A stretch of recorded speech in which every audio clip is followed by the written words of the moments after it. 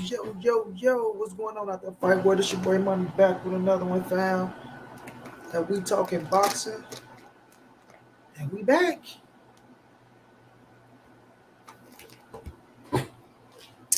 Yes, sir, we are back. And we back with a act in another one. Y'all come on in and smash that like, man. I posted gay out it live yesterday, and I apologize. But things got hectic. And you know, when things get hectic, you gotta respect it. Move this blanket out the wizard. Move this blanket out the wizard. Get up out my physics. Get up out my physics. Move the blanket out the wizard. Ivo, what's going down? I'm hanging all right, my brother. I can't complain. I can't complain. Outside the pain, I can't complain. Outside the pain. Y'all smash that like, fam. Smash that like, smash that like. Oh, Tyler, what's going down, champ?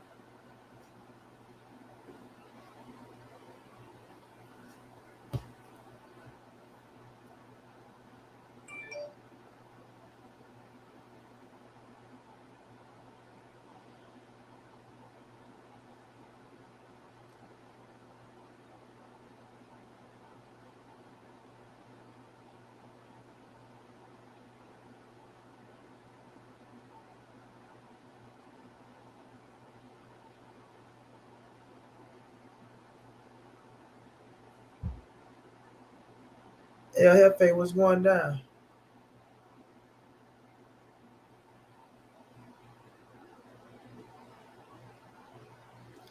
You know I did, Ivo.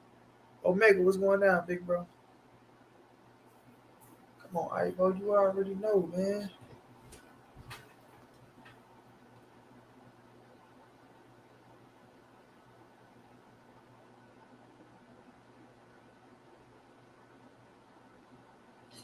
You already know, money be.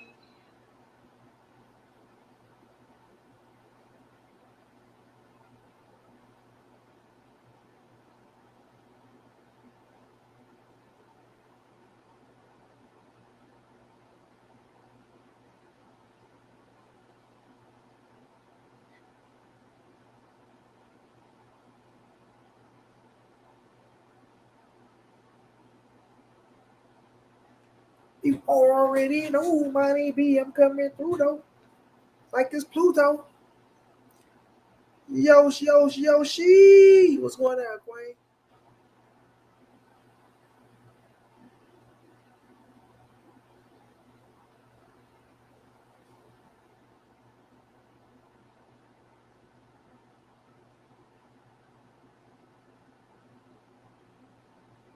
Yeah, Canelo got that deal going. We gonna see if people switch their tones now. People mad because Canelo picked Jamal Charlo. Man, shut y'all weak asses up. I hate weak-minded individuals. Oh man, he picked Charlo. Charlo been out the ring for 2 years. Oh man, he cherry picking again. Shut y'all weak asses up, bro. Charlo got him an opportunity of a lifetime, nigga. You think Charlo crying like you motherfuckers? You think Charlo sitting back crying like you Negroes doing? Oh man, why he wait for 2 years to pick me? He wait 2 years to pick me. Oh no, I need a tune up. Oh no, nigga Charlo like fucking right. Put me in that ring with that bitch. The fuck wrong with y'all, man? Cats be soft. They want to see a fight so bad, and then soon the fight happen. Oh man. Oh man, they cherry picking again. Man, shut the fuck up, man. Y'all too soft, man. Soft with a capital T. Soft with a capital T on that motherfucker. You feel me? Cholo telling y'all to shut the fuck up right now.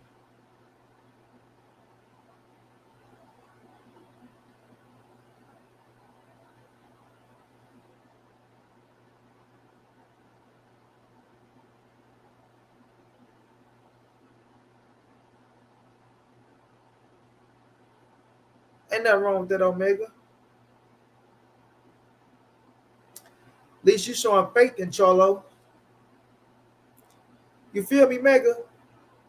At least you showing faith in Charlo. All these crybaby ass people. Oh man, Jamal Charlo. Oh man, why you wait? Oh Canelo, why you do Charlo like that? Oh, he need to let Charlo breathe. Oh, he need a shut the fuck up. You know what I'm saying?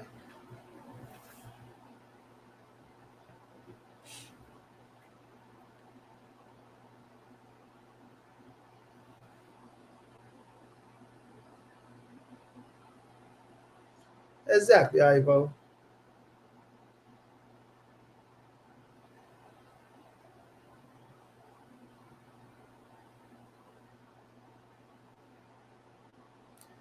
Cry, baby, suck your mama titty, suck your mama titty. For real, man, too much softness going on around this motherfucker.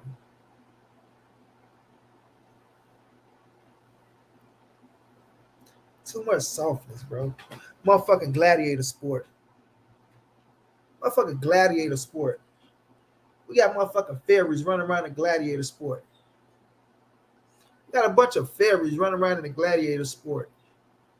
Niggas running around get shot in their ass by Cupid arrows and shit. You feel me? Niggas running around here getting shot in their ass by Cupid arrows and shit. Crying like little females. Fucking gladiator sport. Nigga, I wouldn't give a fuck if I was out the ring for 5 years. If I'm coming back to fight Canelo, put me in the ring with him. You feel me? Put me in the ring with him. Sugar Ray Leonard came back off a 3-year layoff. Got right in there with Marvin Hagler and got the dumpster.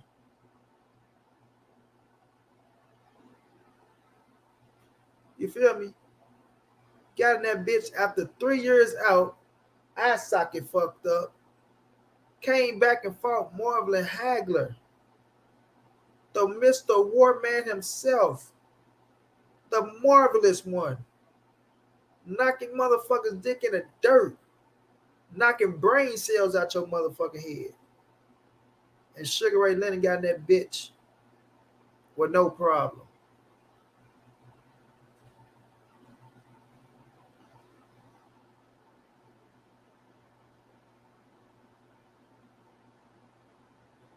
With no problem.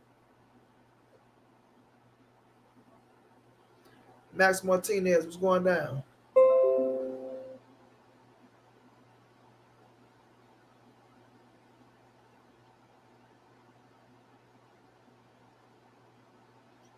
Ain't no cherry pick.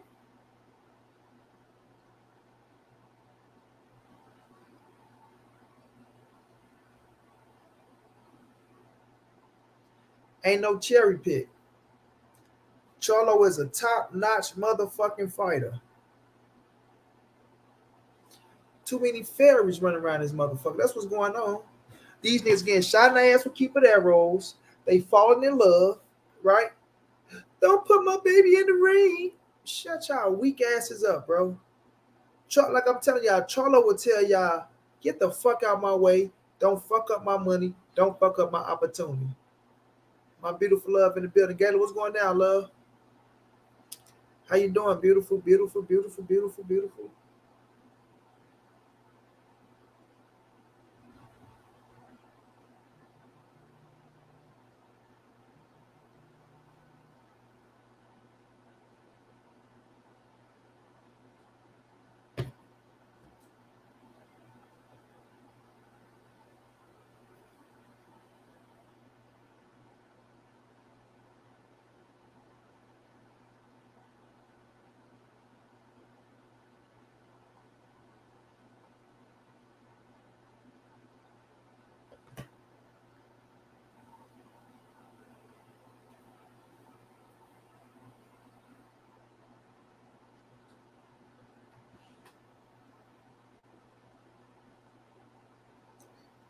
Feel me?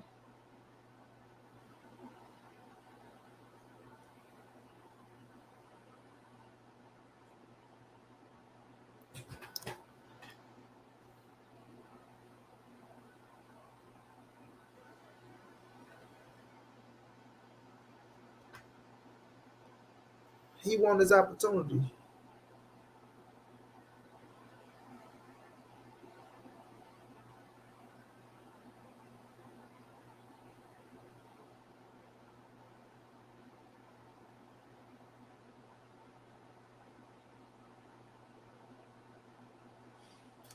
He don't think he catch them all on nothing. He giving Jamal Charlo a shot. Period.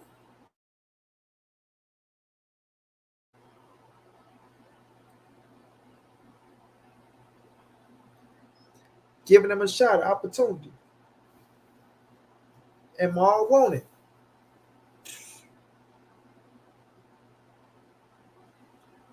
Why you think he accepted?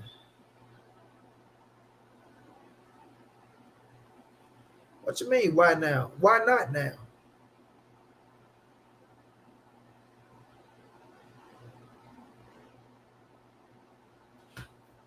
Why not now?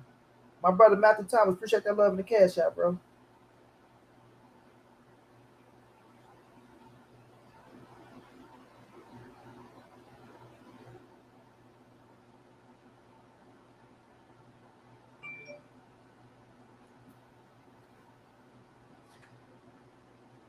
Oh, why not now?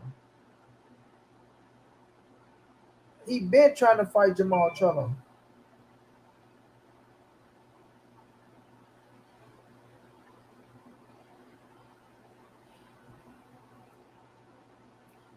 He been trying to fight Charlo. What are y'all talking about, bro? Why are y'all crying like little girls, man?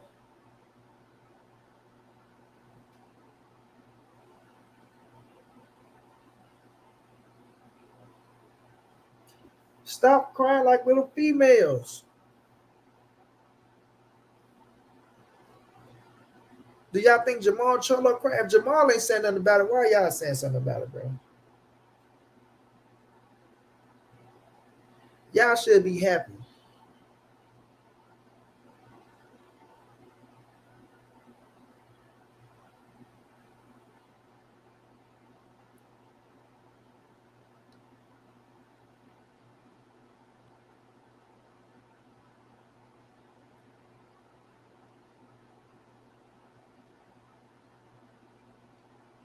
You want to start lynching Crips. What? Boy, what the hell you talking about? What you talking about lynching Crips, James? James, what are you talking about, James?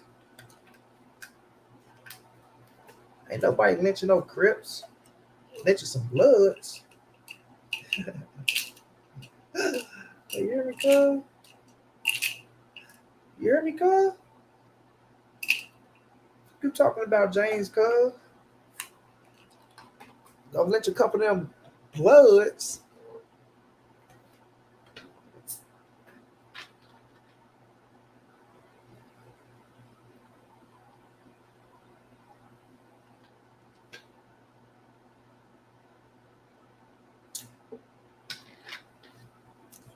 We ain't lynching no Crips, cuz.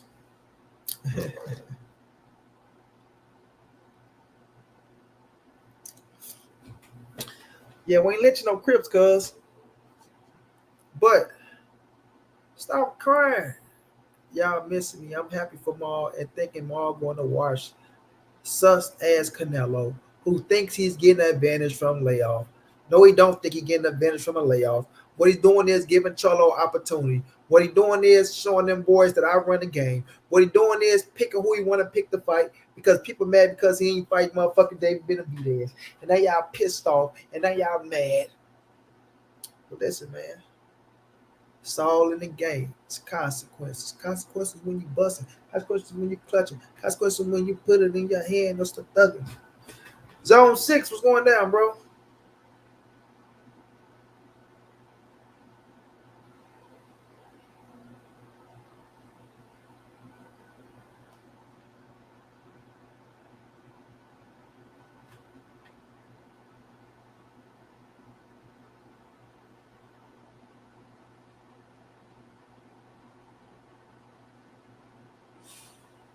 Man, Canelo ain't been ducking no mouth for years. Do your research, bro.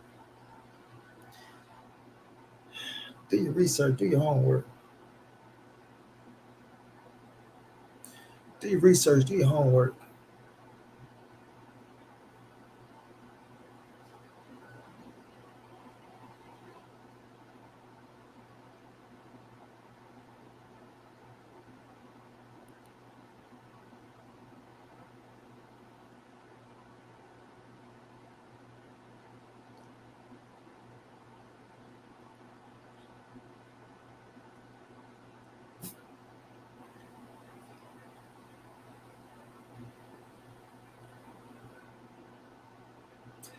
Whereas rumor that it's $100 million deal, bro. It's rumor that's supposed to be $100 million deal. So they gave Canelo 100 for three. Was that 33.3? 33.3 a fight?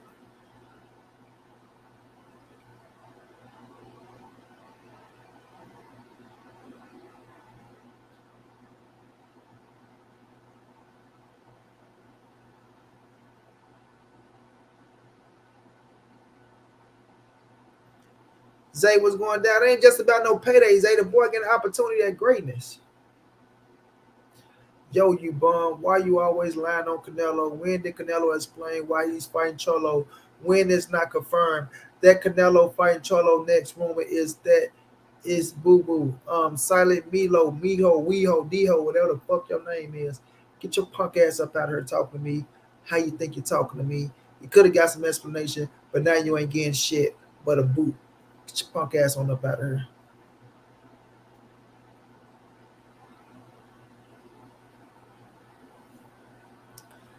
Bye. Go make another account and try again.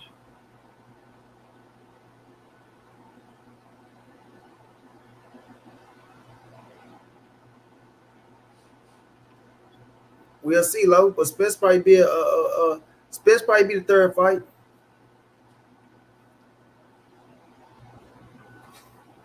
Spence probably be the third fight. You did. So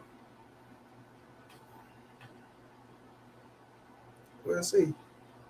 It's possible. I won't be mad at it.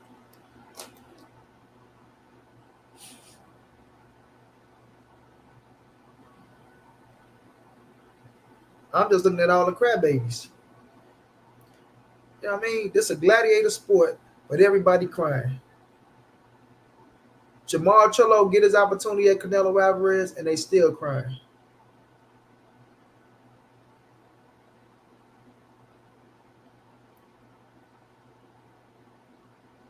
They still crying. I've been telling y'all that Canelo wanted to fight Jamal Charlo. I've been telling y'all that Canelo is going to fight Jamal Charlo.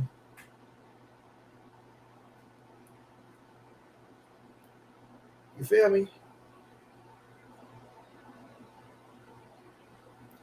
So I'm not disappointed. I'm not mad. I'm not none of that. I'm looking forward to the fight. I want to get signed, sealed, and delivered. You know what I'm saying? We got another big fight going down. Instead of people being happy that we got another big fight going down, they crying like little girls.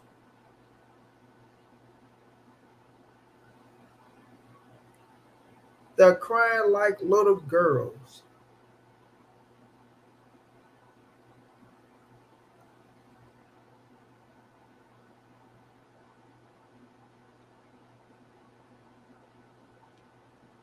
Right, Zay? You drop the link, Zay. You want to get up here and talk a little shit, swallow a little spit. Like, they crying like little girls. We got another big fight going down, bro.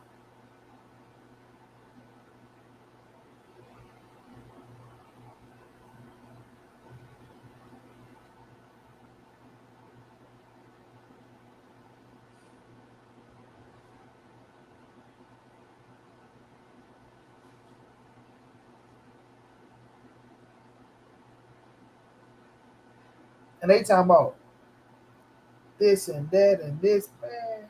Be quiet.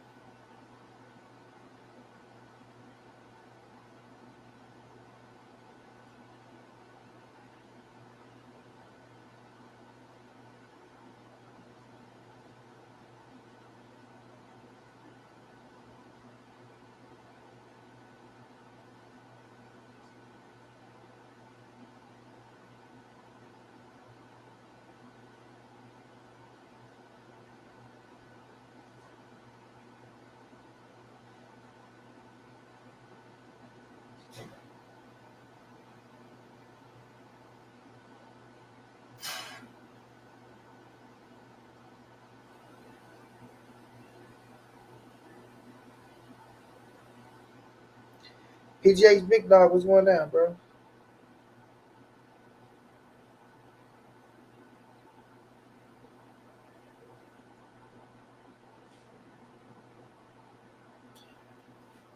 Yeah, Hefe say, yo, Monty, what's your opinion about Benavidez ducking Morrell Jr. to fight McGee? I won't say that he ducked him, right?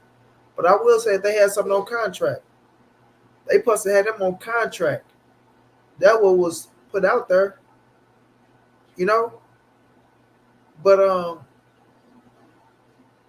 did they blast Benavidez like they blasted Canelo? John Kramer, what's going down?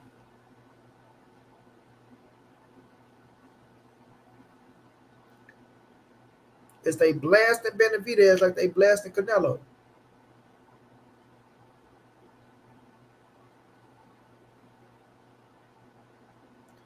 Or is it just they just hate Canelo so much they can't give him his just due?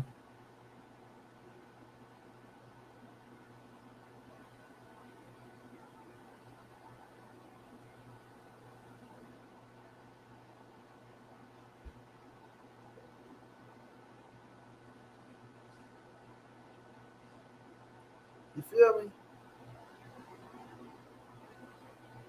So I look at it like this, bro.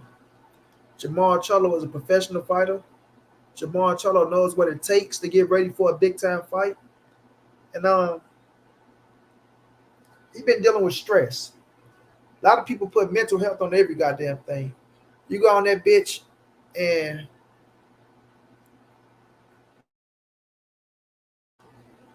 you go on that bitch and you going through a situation with your wife. She trying to take half Eddie. I want half Eddie. Eddie, I want half. She trying to take half everything you got. You know what I mean?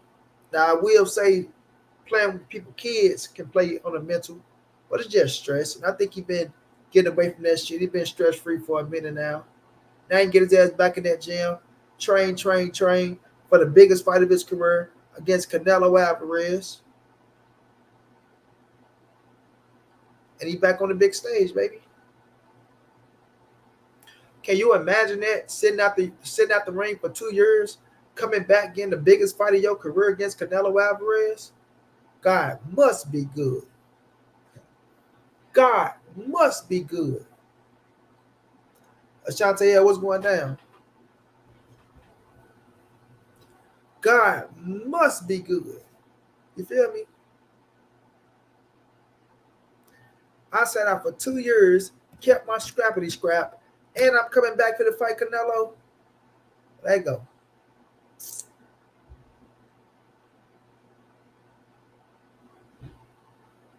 As he always is, James Blackwell. He don't know how to talk no other way. He don't know how to talk no other way. Punch him in his face.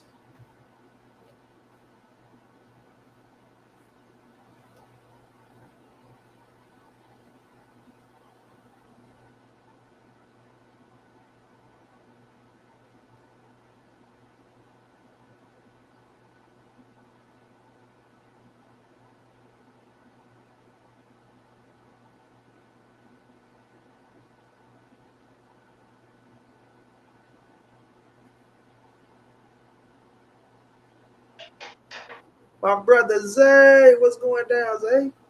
So with it, Money B. I ain't heard from my brother in a minute. How you feeling, champ? I'm dealing, man. I'm dealing with a little something, something. And I pray everything get better, my G. Yeah. You and me both. But Zay, I Yes, just don't sir. like the fact that all these people crying like little girls. Can you imagine sitting out 2 years, bro, going through the situation you're going through? Then, bam, soon you jump back in the boxing game, you get the biggest fight of your career, the You gotta biggest take, payday of your career. you gotta take advantages of opportunities when those doors open, man. There you go. No But matter when they come. I've been telling people that I saw something like this coming because it just didn't make sense that okay, Benavidez is on PVC, Charlo's on PVC, so Benavidez sends a let's keep the $50 million they said. Benavidez sent a $50 million contract, but yet Canelo's negotiating with Charlo, and you mean there's no communication? PBC is PBC. There ain't no communication between y'all, so y'all don't know that somebody, that's just like the whole Crawford and EJ situation. They weren't gonna step on their own toes. So they weren't gonna let Bud talk about no Charlo fight when we trying to get the EJ fight. Does that make sense? So if they Facts. really wanted to make the Benavidez fight, Charlo would never been. If they And talking to Canelo, you see what I'm saying? They're not gonna step on their own toes. So I seen something like, come on, that don't make no sense. PBC ain't communicating with y'all. Y'all don't know what's going on. It don't make sense. yeah, but I'm just saying though, like, okay, they cried out Canelo. 1 minute Canelo declining, he ain't the same Canelo, or he's slowing down, right? Oh Yeah. man, he couldn't knock out Triple G, he couldn't knock out John Ryder, right? He's slowing down all this crybaby ass shit. But now he coming back fighting Jamal Charlo, right? Like I said, I would love to see the David Benavidez fight, but it ain't happening right now. But that don't mean it can't happen. Like they keep crying like David Benavidez, motherfucking 39 years of age or some shit. The boy at 25. You know what I mean? So okay, if it don't happen this year, it can happen next year. Canelo ain't leaving the game no time soon. So it's just like they cry so much. It just I hate crybaby whiny motherfuckers, bro. They cry about everything. They want big fights. We getting big fights this whole year. Canelo fighting Jamal Charlo is another big fight. But they so crying about, oh man, Jamal Charlo been sitting out for 2 years. He ain't the same Jamal Charlo. He having mental health issues. He going through this. He going through that. No, if Jamal Charlo coming back into the game, that means he's feeling good. That means he's ready to go. And what better way of coming back, getting the biggest fight of your fucking career? Oh, he ain't never fight at 168. Oh, but when y'all was telling him to go fight motherfucking David Benavidez, it was okay though, right? Or he called out David Benavidez's name. How many motherfucking times has he called out Canelo? Or Canelo been ducking him for years and years and years. This and that. Now he want to fight back 168. Oh, so y'all telling me Canelo the biggest 168 pound out there now? So But Canelo is motherfucking. He's a man. Get y'all crybaby ass. Like it ain't gonna never be good, eh? Maul could easily make 168. Look at his size and his build. He could easily make 168. Yeah, it'll be his first fight, but he could comfortably probably make 168. Come on now, let's Wait, be serious. sitting out the ring for 2 years. So would you rather come back at 168 or 160? Come on now, man. Y'all just be running y'all mouth. See, and Marley, everything kind of making sense now, like you're saying, because even with the Morrell fight, with the Benavidez Morrell fight, you know what I'm saying? Why we gonna set both of our rooks against each other when that could be a potential money fight later? So now the Munguia fight kind of makes sense. See what I'm saying? And it throws you because Munguia is Golden Boy. So that's still cross promotional. So for y'all to even be talking about Munguia, that kind of says something like, well, there got to be something big if y'all talking about cross promotional. You know what I'm saying? To fight Munguia, shit. and look, say I'm all right with that. I'm not mad if you fight Jaime McGill, right? Cool scrap, in my opinion. Cool scrap. Go get him. But Jaime McGill ain't 168 pounds the last time I checked, right? Exactly. Mm-hmm. But it's okay though. It's okay for one though, but it ain't okay for the other. So it's just like, man, y'all just be putting foots up y'all ass all the way around the board, bro. But I'm This, gonna this call it last how I this, see it, bro. this last fight he just had was at 168 though, wasn't it? Who lives in a pineapple under a tree? Wasn't that 168? The last fight he just had, I believe, was at 168, if I'm not But he fought, mistaken. but he fought Derevchenko, and Derevchenko ain't even 168 pounds. So if he did fight at 168, he fought Derevchenko. That probably was Derevchenko's first fight at 168. You see what Yeah, I'm but saying? Derevchenko gave him a run for his money though. Yeah, gave him a run. Facts. So it's like, look, this the fight game, bro. This a gladiator sport, and 1 minute they want it, the next minute they don't. That's why fans are so fucking fickle nowadays. That's why you can't get up and get caught up in fans talking about they want something. Because even when they get something, they cry about the shit. It's redundant. It's just pretty redundant. I mean, we got Tank and Ryan. They got the crying.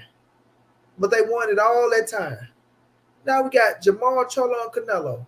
Now they crying. Like, man, it ain't never good enough, bro. Never good enough. Ashante Air, once again, boy, everybody know Jamal Charlo then turned down a goddamn fight.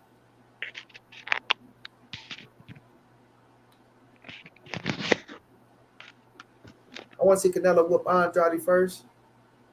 Yes, he did, and he also ducked Benavidez. So, it's crazy out here in these boxing streets, man. It's crazy out here in these boxing streets. But if it go down to get said and delivered, I'm gonna clap and I'm happy. Let's go, Nello. Let's go, Nello. You know what I'm saying? Jamal Charlo got an opportunity of a lifetime. And I'm telling y'all, Jamal Charlo is telling y'all to shut the fuck up right now. That's what he's doing. Jamal Charlo is telling y'all, if y'all don't shut y'all punk asses up right now and get the fuck out of my business, y'all better. Yeah, but like you said, everybody talking for Jamal. Jamal ain't said nothing. Jamal Jamal ain't saying really, nothing. Jamal gonna love the opportunity. That money gonna be right. Shit, Jamal the only one ain't saying nothing, but everybody want to speak for Jamal. Jamal around that motherfucker hitting court wheels, you feel me? What's going down, champ? Jamal around that motherfucker hitting court wheels, coming back 2 years off and I got Canelo. 2 years off and I got Canelo. Hey, 2 years off, I got Canelo. Let's go, champ. Let's go. Let's go, champ. Let's go. Did y'all just hear Jamel Charlo say, come on, Jamal? I mean, come on, Canelo? When they just did that motherfucking video. You know what I'm saying? I mean, they just did the interview. Did you hear Jamel Charlo say, I'll fight Canelo, even though they're supposed to be my brother fight? Now his brother got the fight. Now his brother got the fight. You feel me? But all I heard is a bunch of whining ass, crybaby ass kids right now. Oh my God, Canelo fight Jamal Charlo. I'm loving it, bro. I want them to get that bitch signed, sealed, and delivered. I won't try to continue crying, bro. And then, if it's a 3-fight deal, Benavidez is gonna be somewhere in that mix. Yeah. Probably May 2024. It probably be May 2024. There you go. Cinco de Mayo. And when he knocked Benavidez smooth the fuck out, after he finished knocking Charlo smooth the fuck out, right? I'm gonna see what y'all got to say then. The thing is that it would actually make more sense to push it into next year because of all the mega fights that we're getting this year.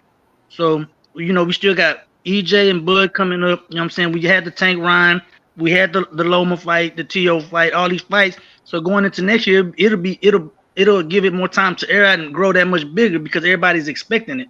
And not just that though, Zay. Last time I checked though, Zay, tell me this, Zay. Well, these motherfuckers not slipping and sliding and electric sliding and hump man, jump man, when they just seen Jamal Charlo and motherfucker Demetrius Andrade and that bitch clapping talking about making the fight happen? Was they not talking about, oh man, finally we got a big fight happening? It's here, Jamal Charlo and Demetrius Andrade. Mm-hmm. But now he get a bigger fight with Canelo, and oh man, man, he need a tune up, man, and Canelo's a cherry picker, man, and man, it's this and it's that. Like, get the fuck out of here somewhere, boy. Y'all better quit playing with me out there, boy. Y'all better quit playing with me, boy. Look, Benavidez had the right to fight Morrell, or he didn't have to. Like, I'm not going to be the type to be like, oh man, Benavidez ducked Morrell, Benavidez, because I don't think he ducked him. I think he felt like what he said. Like, he ain't had that many fights. High risk, low reward. That's what he really wanted to say. You understand? And go out there, get your name bigger, and then we can get down. So for all y'all kept talking about all this Mexican monster and all this shit, y'all putting that name on him. He'll fight this guy. He'll fight anybody. He'll fight this. Well, guess what? Now y'all see the business of boxing and how it works.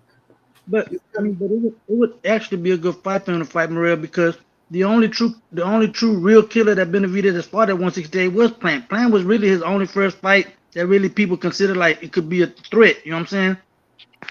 Everybody else that he done fought up to this wasn't really like everybody knew Benavidez was gonna walk through him. Like Plant, everybody was kind of like, I'm kind of on the I'm 60-40 with it. You know what I'm saying? They were kind of questioning themselves. So that was basically his first fight at 168 that people was kind of questioning like. Thank you, Zay. That's the only fight that he has that you can say that was competitive.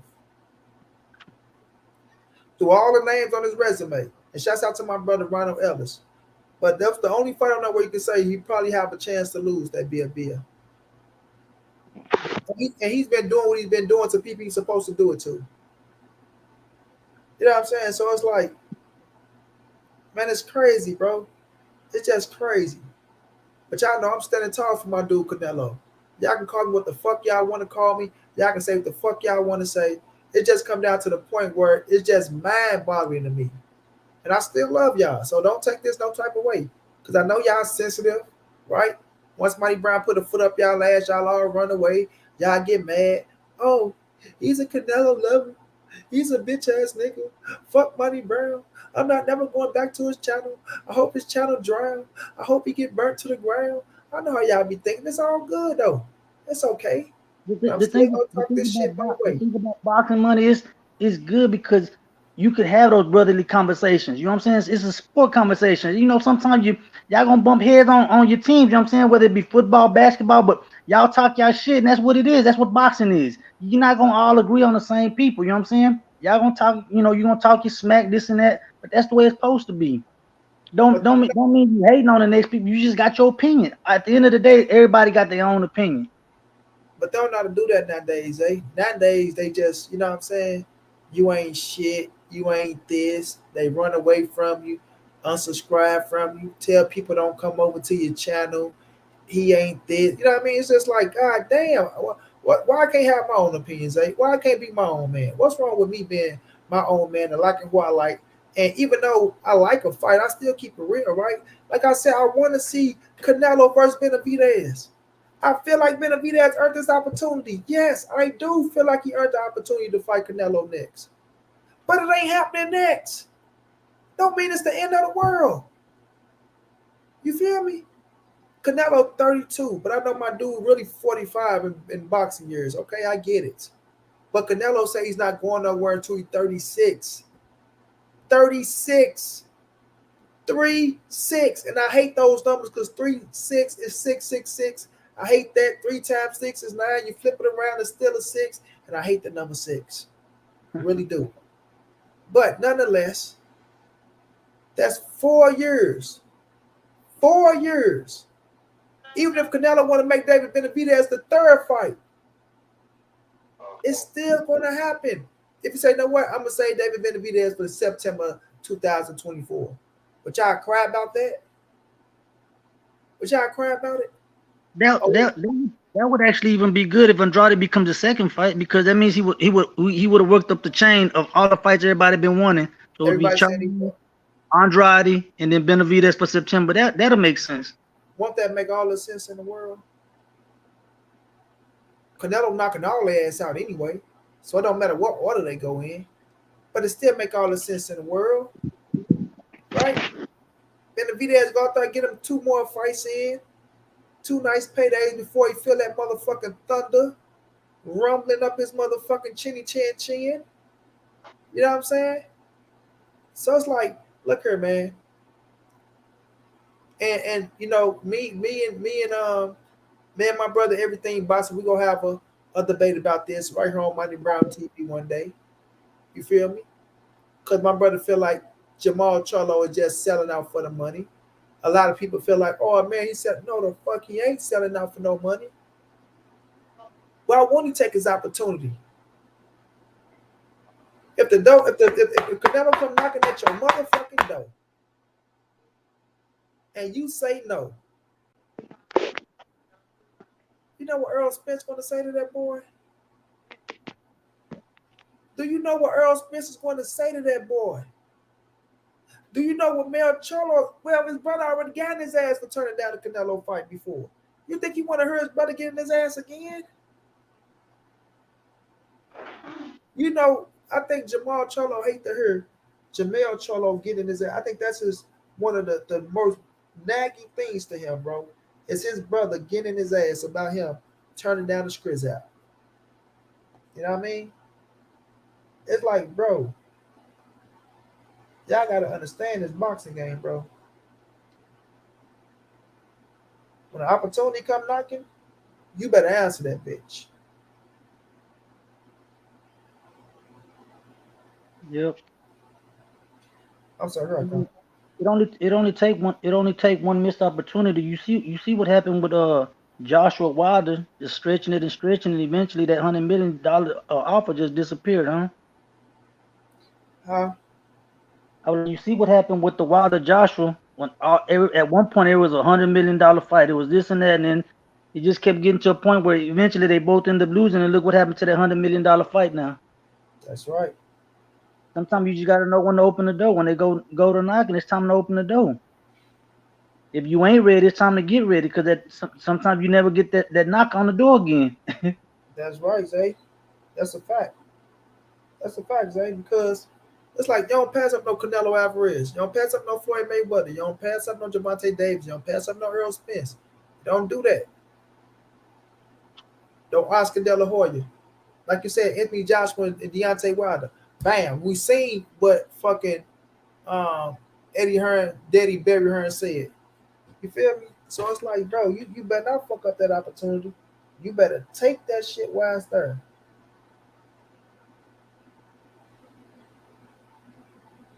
I'm sorry, y'all. I'm getting a text message.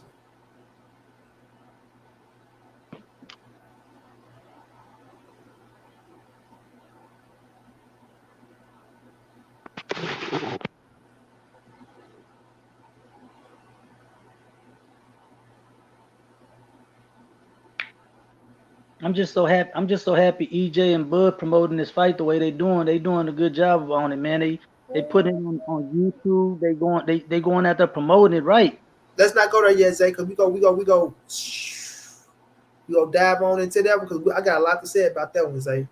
Listen, I got a lot to say about that one. And Terence Crawford, I'm about to turn his ass up, but I'm gonna give him a little credit at the same time. It ain't gonna be a lot, but I'm about to turn his ass up.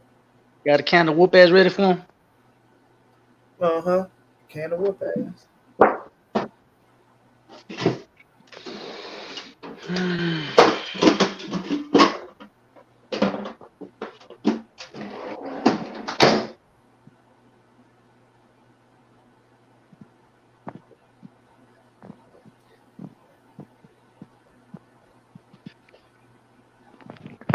Canelo enjoying his life, man. He out in Italy. He posting them big yacht pictures. He living his damn life. And then when it comes time to get back to business shit, he get back in the ring and it's all business. Yeah.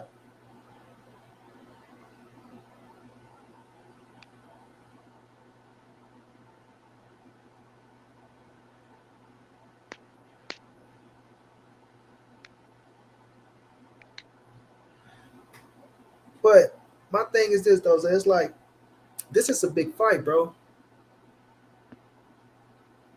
This is a big fight. You feel me? Like Canelo Alvarez versus Jamal Charlo, bro. That's a big fight. But Zay, do you remember when I was telling people that Canelo Alvarez want to fight Jamal Charlo? Like he's going to fight him before he leave the sport of boxing. Like he like for whatever reason, bro. He liked the way, and this is how I see it. People can say what they want to say. They can feel how they want to feel. The way Jamal Charlo carried himself with Canelo Alvarez, he never disrespected Canelo, right? Once you start disrespecting Canelo, Canelo go say, fuck you, bro. Like, people gonna say, oh, man, you supposed to say this and say that. Listen, you say that when the contract is signed, sealed, and delivered. But once your daddy out there calling Canelo bitches and y'all calling him bitches, he know what it is and things of that nature, and then you turn around and ask me to put some money in your pocket because that's all he gonna do, put some money in your pocket after you knock your motherfucking ass out, right? So it's like, then you turn around and you ask me to put some money in your pocket, bro. Like once Canelo start getting a dislike for you, fam, you kind of fucked up. And people can say what they want to say. Oh man, he a bitch for that, this, that, and the third. Well, everybody got their ways of feeling, right? It's only so far that you can go before people start to be like, come on, man, you corny as fuck. Because for your daddy to be calling me all this and that and that and this, right? Like we supposed to have history with one another, right? Like get your ass up out of there, bro. And his daddy was getting very disrespectful towards Canelo. And Canelo was telling you, like, I like Benavidez, but his daddy talks so much shit, right? Like, you don't know me, bro. You don't know me to be talking to me like that, bro. Like, you feel me? You want me to fight your son, but you out here running your mouth about me, disrespecting me, and I'm a grown-ass man with kids and a woman, and you want to call me all hoes and bitches, and I'm afraid that I'm this? Stop it, kid. Stop it. So, okay, watch this move. right? Because I run this shit. I run it. I'm Canelo Alvarez, bitch. Who are you? You trying to make your name. You feel me? You're a former two-time WBC world champion. You lost your belt from snorting cocaine. You lost your belt from missing weight on the scale. Y'all can call Canelo a drug cheat all y'all want to, but Canelo cleared his name. See, that's what you motherfuckers can't. Y'all hate the fact that Canelo did an Albert Pujols on you motherfuckers. You understand? When they try to put Albert Pujols' name in that Mitchell report, and Pujols went and cleared his name on y'all dumb motherfuckers, they couldn't do nothing. See, they put that bullshit on Canelo. Canelo came back and cleared his name on y'all ass, and y'all hate y'all can't face that fact. Y'all can say, "Oh, Canelo a drug cheat. He did this, he did that," but y'all refuse to come back and say that man cleared his name, and that's why he was able to fight Triple G in that September that same year. You feel me? So y'all can say what y'all want to say. It's the facts. You did, and then y'all never heard no more bullshit about Canelo after that. Because he never cheated. Everything was earned the hard way. And that's why he's still a face of boxing right now. That, and at the end of the day, they need Canelo more than Canelo needs them. You know what I'm saying? They all that talking disrespectful, it don't make no sense, because if you just continue doing what you're doing and winning, your day gonna come. You know, it's like he gonna have to fight you. That's It's right. business. The money is just gonna make itself right. That shit ain't gonna be no other fight but to make that fight. That's right, Zay. Like you said, Benavidez is young. He ain't going nowhere. He ain't going nowhere, bro.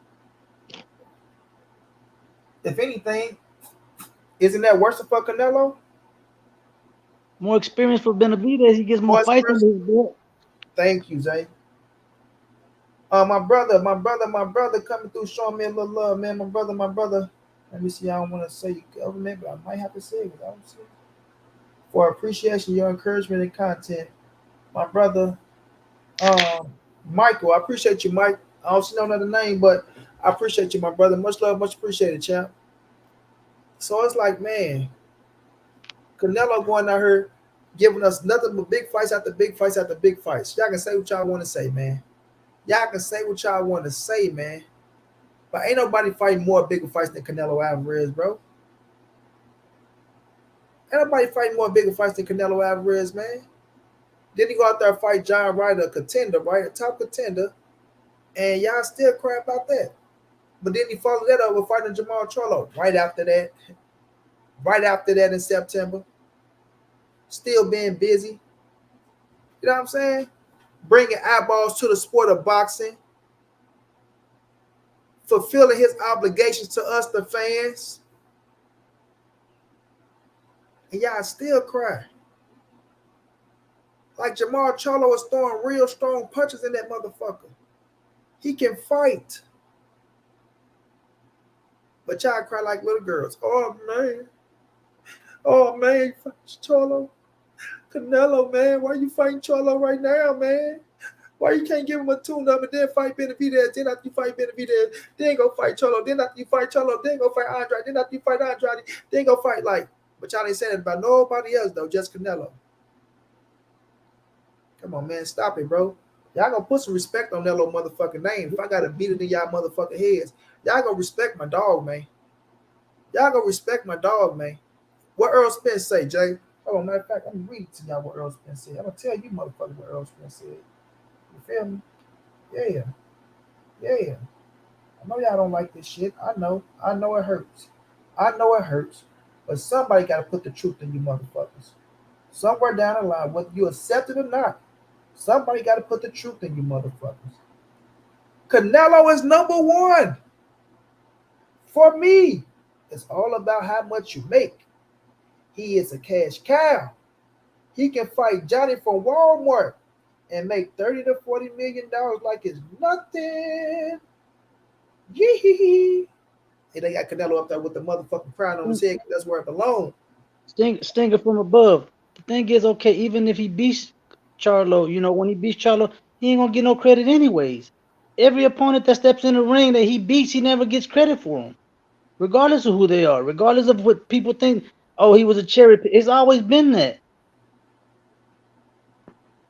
Hell, Bivol was being called. You know, they were calling Bivol a cherry pick, even though Canelo went up to fight him, a champion. Everybody that Canelo fights is a damn cherry in the eyes of a Canelo hater, regardless of who he fights. Bivol was a cherry pick, Zay. A undefeated champion that reigned for I don't know how many years. 175 pounds. 175 pounds. Another All thing, the skills in the world. The man beat Canelo. And look, after Bivol beat Canelo, I didn't see Benavidez rushing up there to fight him. Say, "I'm gonna show you how to beat him." I didn't see nobody else calling him out saying, "I'm gonna show you how to beat him, Canelo." No, they stay right in their weight class. And say, "No, I want you at 168." Mega 15 says nothing much money, bro. Man, listen, bro. That's your hard earned dollar, my brother. You feel me? You showed me some love, Mega 15. It ain't never just it's nothing much. I don't give a bro. I'm appreciative, my boy. Thank you, bro. You thought about your boy. You showed your boy some love, man. I'm appreciative. Don't ever say, "Oh, money, man, it ain't nothing." Man, I'm appreciative, my brother. You feel me? Every dollar count, and it's your hurt. If you wanted to take that motherfucker and wipe your ass with it, buy a bag of chips, put it in your piggy bank, put it in the jar, bro. You thought of your boy. You showed me some love, and thank you, champ. You ain't never got to say, "Oh, it's just." You got to say that, my brother. I'm appreciative, bro. He said that's why I predicted Bivol was going to beat Canelo. Yeah, a lot of people they just cry like little girls, man. Like but Ball ain't a bad motherfucker. I was on Money Brown's live before the Bivol fight, saying it wasn't gonna be an easy fight. You know, everybody was calling Bivol a cherry. Oh, he cherry picking. I said, man, he still got to go up there and beat that man. I said that ain't no easy ass fight. Really. I was telling them that, Zay. And let me get this. Let me put this in the right perspective too.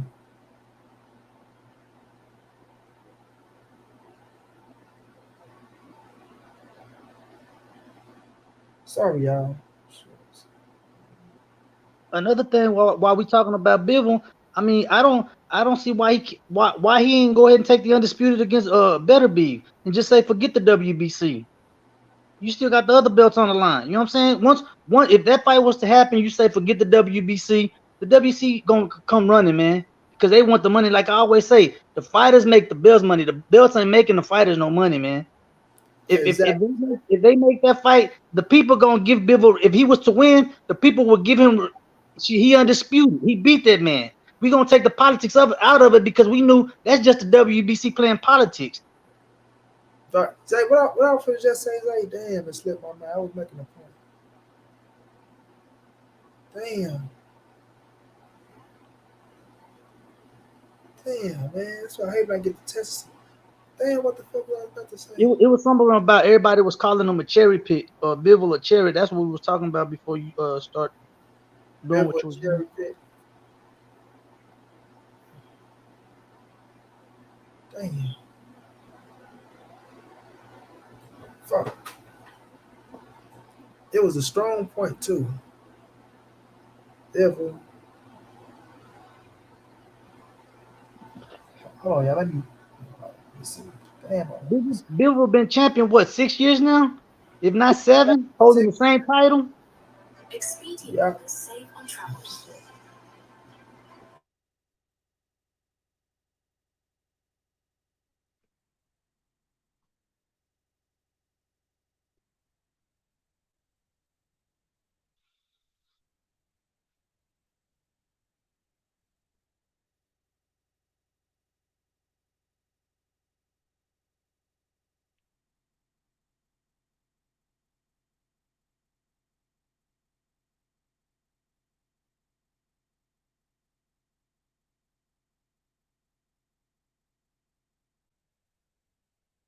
What y'all think about Better Beef trying to fight Caleb Smith? Y'all think that's gonna be a competitive fight or no?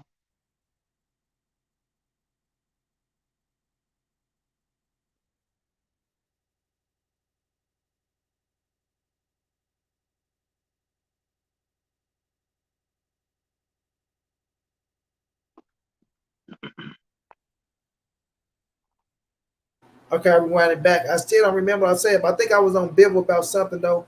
But Andre Ward was telling Canelo to stay away from Bivol.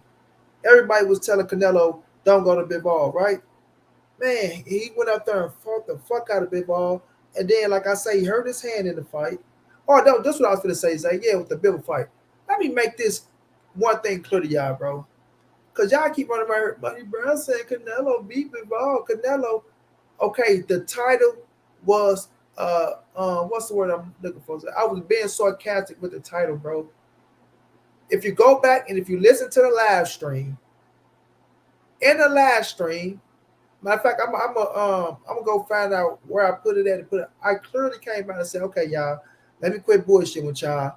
Bivol won the fight, right? He beat my dog. I give him all the credit in the world. I'm being sarcastic. Don't just look at a title if you're not gonna watch the fucking situation, bro. Right? Y'all are so pathetic when it comes to certain things, bro. I know Dimitri Bivol won the fight. I gave Dimitri Bivol all the credit in the world for beating Canelo Alvarez. But like I told y'all, if you get Canelo that rematch, he gonna get his ass fucked up. And y'all see he don't want to get Canelo that rematch for a reason. Yeah. And I stand on my words. And he took that fight knowing he had a hurt hand Facts, Zay. against a dangerous fighter. Facts, Zay. Canelo knows he's gonna come back and do to that boy. Boom, boom, boom, boom, boom, boom, boom. Get that bitch on the ropes. Boom, boom, boom, boom. Beat that bitch down to the ground. Yeah, y'all lucky they didn't get that rematch. You had Canelo winning at first. Stop capping, money. I had Canelo winning at first. Before the fight start, of course I was going for Canelo to win the fight. I never picked no fucking devil to beat my guy. I'm talking about after the fight, fool. I gave Miss Jess doing this credit when they keep talking about Money Brown. You said that Canelo won the fight. Man, I go find that shit on here my goddamn self. I think they were just going off your title, I think, or something. Yeah, that's what I'm But saying. they never watched the video. Never watched the videos. They never. That's how I know. Like, shut the hell up. Please shut the hell up, man. My brother Bossa in the building. Bossa, what's going down, my brother? How you feeling, champ? Say God bless my brother, Money Brown. Staying with facts like always. You know it, champ. How you feeling, bro? How you feeling, champ? Everything all right with you? How the baby boy doing?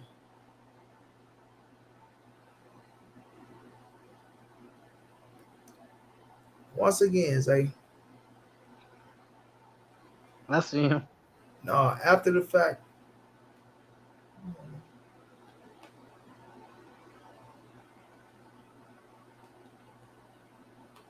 Because I'm not going to take this whole live stream.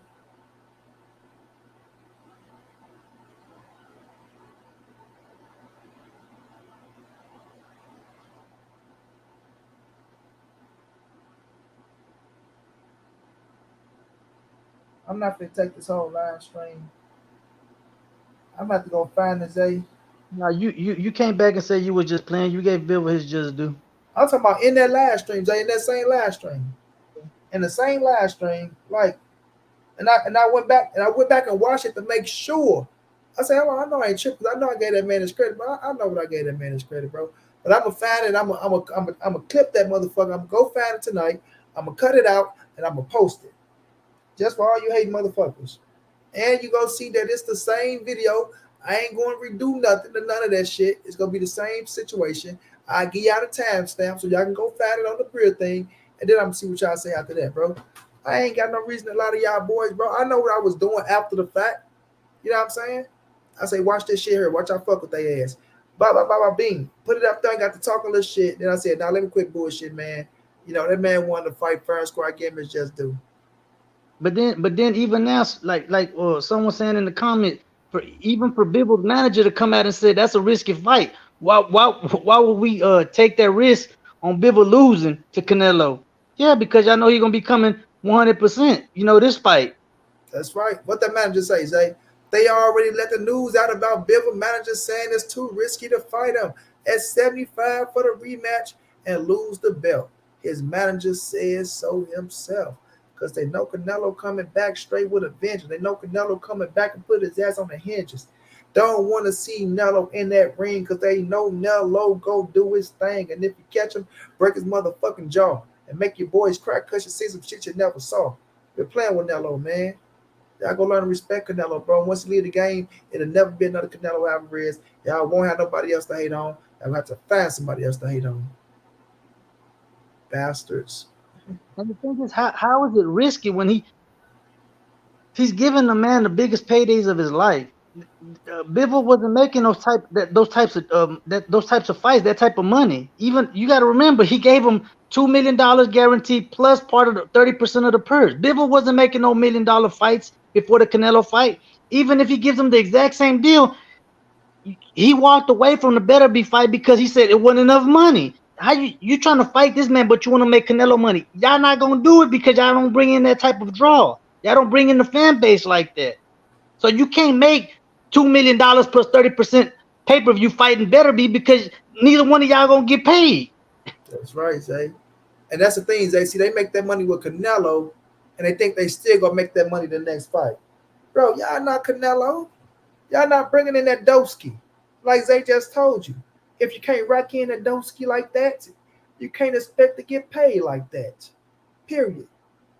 So you just had a big ass opportunity to fight Canelo for another payday, but you turned it down because you don't want to hit that ground and make your ass frown.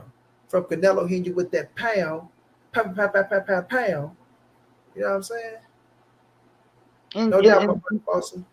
and the thing with Bivol is, yeah, you beat Canelo, but you want to go into the Beterbiev negotiations like you the A side because you beat Canelo. You beat Canelo ain't got nothing to do with with the fight against Beterbiev. Beterbiev is the A side in that fight because he owes 3 belts to your one. So he's gonna dictate terms in that fight.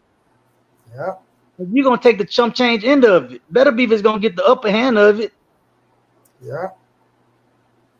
My man say Bill was a terrible stylistic matchup for Canelo, money. I will respect if he tries again, but I will pick Bibble again, bro. He can't beat that dude. Well, that's your opinion, Stinger from above, and I ain't here to tell you to change your opinion. What I'm here to tell you is Canelo go beat his motherfucking ass if you give him the rematch, and this manager know it. That's why his manager said it's too risky because they don't want to lose that scribbity scrap at 175. Now you're just lingering out there, right? So they know what it is, bro. So that's your opinion. When y'all be saying Canelo can't beat the dude, but y'all go look at the fight where he fought Canelo. He outpointed Canelo in the fight. He never hurted Canelo. He outpointed him, yes, and he won the fight. But Canelo was right there every step of the way. And he was winning early on until you hurt his hand badly. He didn't have one fucking hand. But I don't want to even talk about that because then y'all gonna say we're making excuses. But it is what it is. You know what I'm saying? It is what it is. But ask yourself, how can Canelo take a loss and still be the boss? You feel me? But let me get off my dude Nello for a minute. Go on over there, Nello. Make that Jamal Charlo fight happen. Get that shit signed, sealed, and delivered. Go out there, knock Charlo ass out. On time out. And then we move on to the next and see who else go get stretched.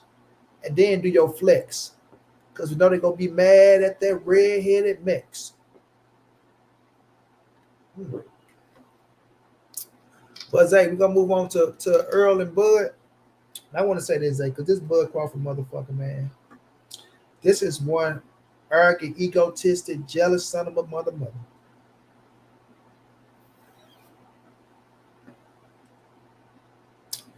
One arrogant, egotistic, jealous son of a mother, man. It's like, see, they true colors come out.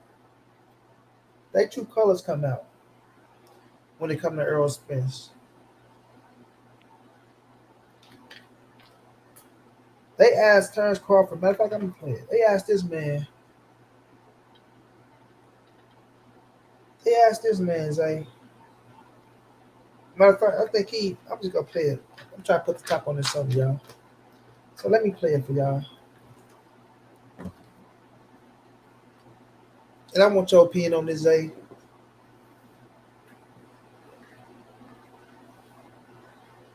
Um,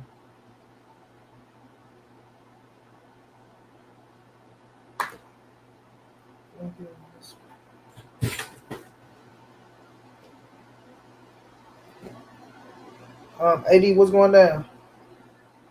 What up, though, montray-brown? Man, just chilling, chilling. Now, AD, man, goddamn. What up, though, man? It's the baby. Bro, turn it off, AD. Okay, my bad, man. Bro, you know better than that, bro.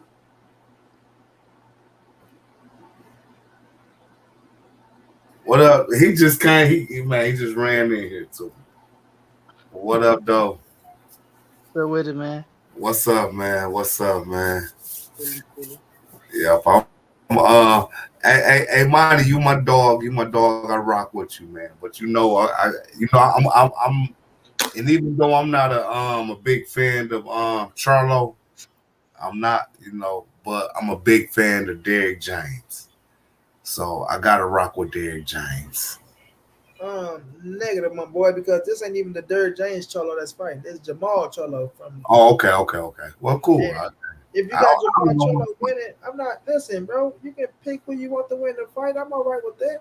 My whole thing is about the people who talk about they wanted these fights, and then when we get the fights, they cry about the shit. Like, goddamn. Like in 2023, we got Jamal Charlo versus fucking Canelo Alvarez still in September. Like, god damn, you feel me? Like, stop crying like little girls. But Zay, you know Zay? Yeah, I'm here. I want y'all to listen to this. This was a fight.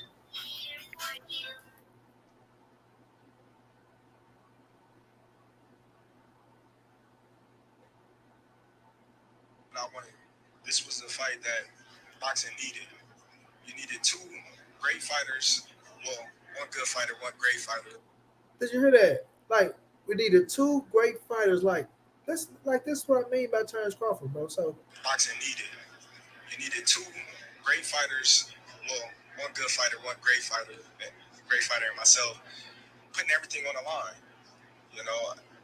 Both in their primes, no blemishes on their record, and just letting it all go for that one night. Well, I just want to do like I've been doing. I want to make a statement by, going out there, beating Errol Spence in tremendous fashion, where there's no doubt of who was the victory, and that's me. This was a fight that I wanted. So he keeps saying this is a fight that he wanted, but why it's so hard for Terence Crawford to give Errol Spence his credit and just say he a great fighter, bro? So you telling me you fighting a good fighter, but it's this big though. Errol Spence is just a good fighter, but you say you never been in a fight of this magnitude before. You never been in a fight of this magnitude before. This is your first time in a fight of this magnitude.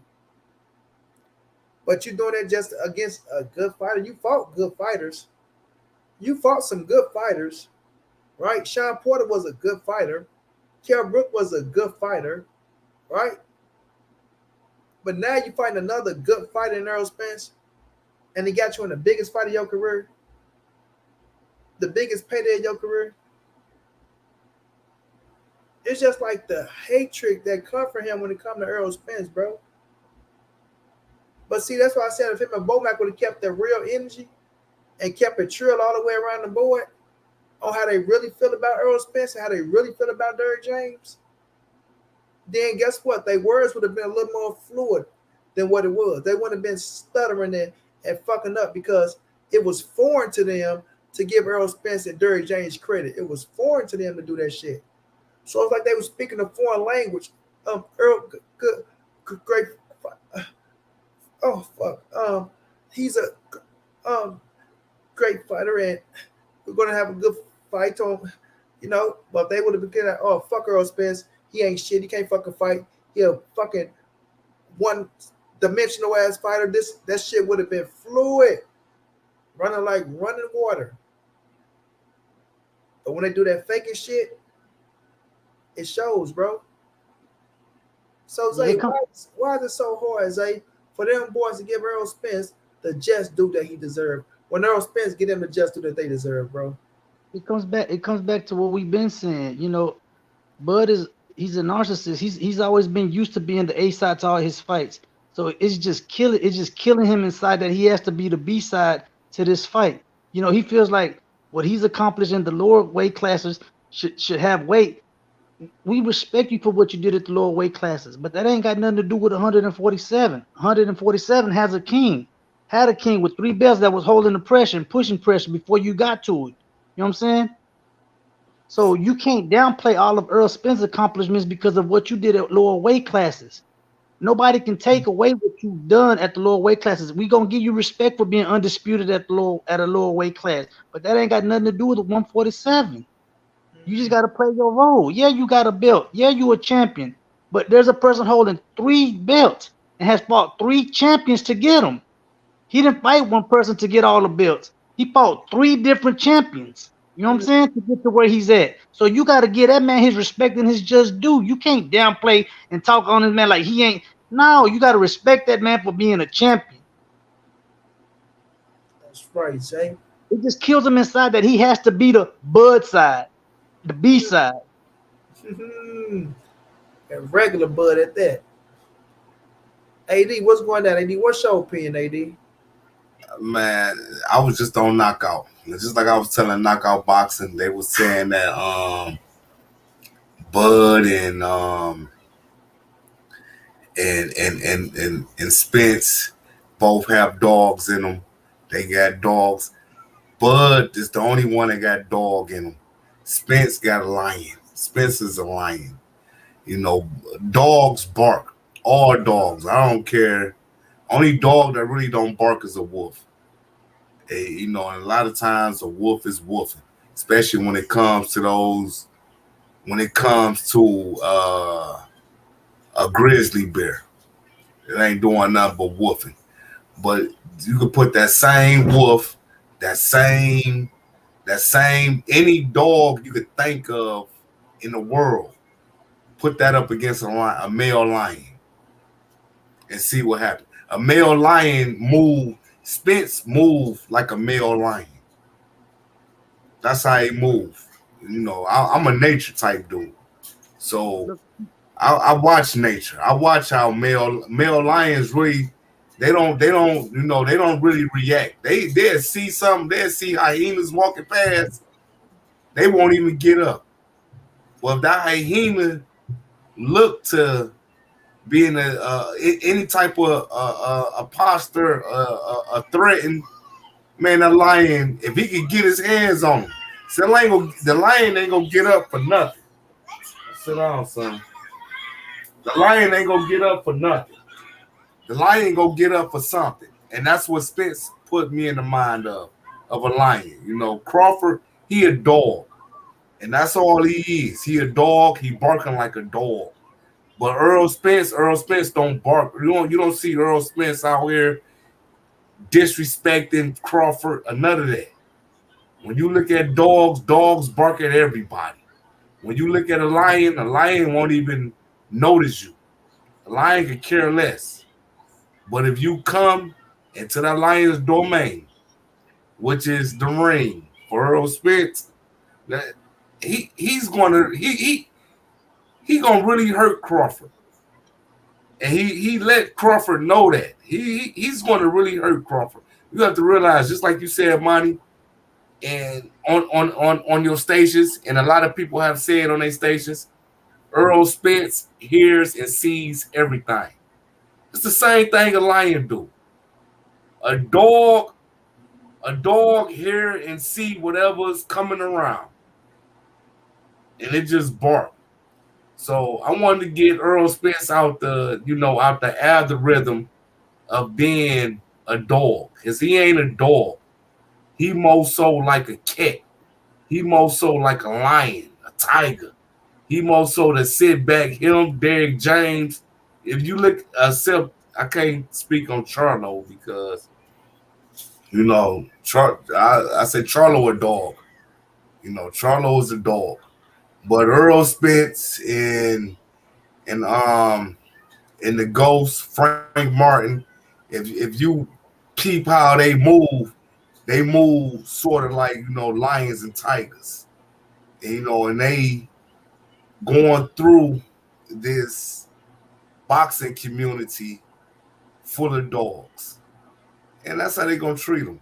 It's going to be a one-sided fight. Everybody keeps saying that Crawford is It's gonna be a good fight. It's gonna be a throwback fight. It's gonna be a back in the day fight. Everybody is going to be upset because it's going to be one-sided. I'm gonna tell you that now. It's gonna be a one-sided ass whooping, and it's gonna be drama because if, like I said before, if Bo Mac do not throw that towel in, Terence Crawford family and friends gonna beat the shit out of Bo Mac. If he throw that towel in, they gonna beat the shit out of Bo Mac. So I was hearing who was that? That was and Bo Mac, because right after I said that, Bo Mac did an interview. And Bo Mac was very nervous. Go sit down, son. Okay, AD, we got to move on to Rick, my brother. We get your point, but we'll be right back with you because Okay. nigga is in your ass, and nigga, you going for an hour straight. But we got the big dog in the building, Mister. Did you hear what I said? What's going down, big bro? What's good, Big Stepper? How you doing, man? Chilling. I can't complain. Give me one of them so I can smack 80 upside. I got you, bro. Did you hear what I said? Yeah, man. But good shit, AD. I get where you're coming from, my brother. Yeah, man. I think they gotta. I think Bud and this camp got to do that because they need motivation from the point that they know what they in there with. You know what I mean? To me at this point, it's just like I look at him like I looked at Ryan Garcia. You just trying to talk yourself up in the fight, right? Knowing what you getting there, man. I've been watching Bud all week, man. I've been watching Bud all week, man. Bud got two styles. He fight two ways. He's not a switch hitter, guys. He's a southpaw. I wish they stopped telling that lie. He fights southpaw, right?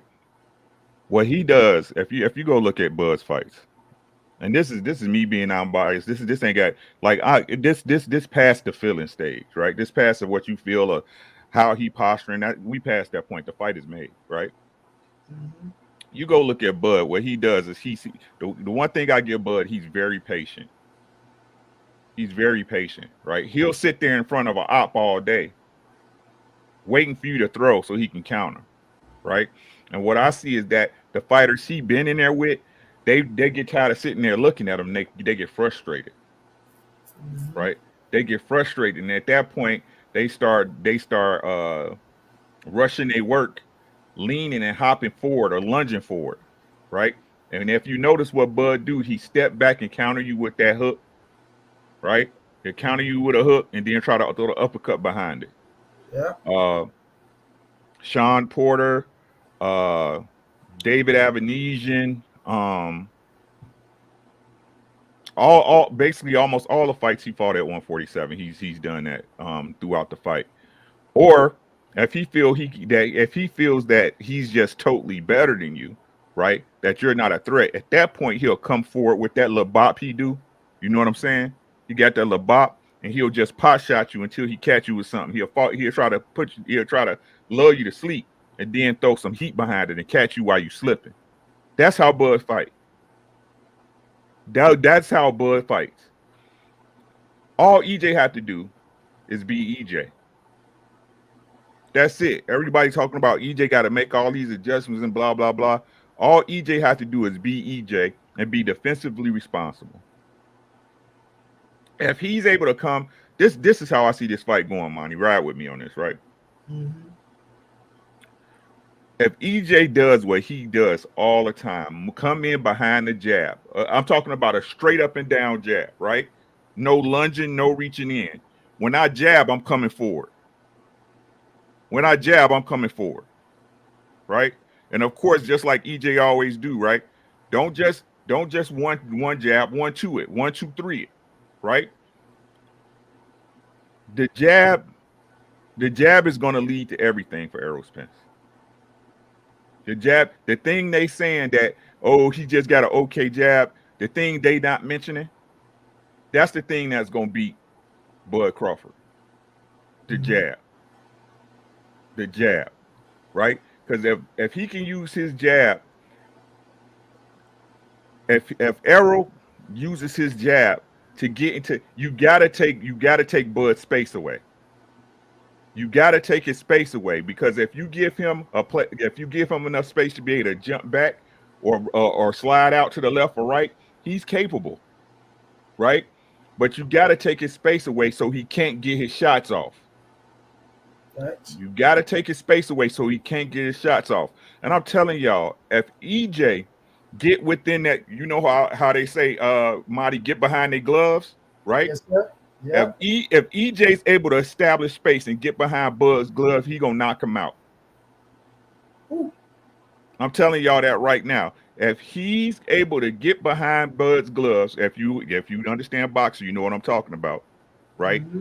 When you fight a guy on the inside, you want to get behind his wrist, right? So if I slip and he punch, it's going over my shoulder. That's Right? I don't want to be at the end of the shots. I want to get behind his glove. So if he's close, even if he's throwing a hook, if I duck, it's coming behind here. It's not hitting me on my temple. It's not hitting me on my chin, on my cheek. Right? Right? Which is what Errol does all the time. The right range and distance. Mm-hmm. Right? All Errol got to do is be him. And if Bud decides to stand there and go blow for blow with EJ, the night gonna end early. I don't think EJ is gonna give him a choice.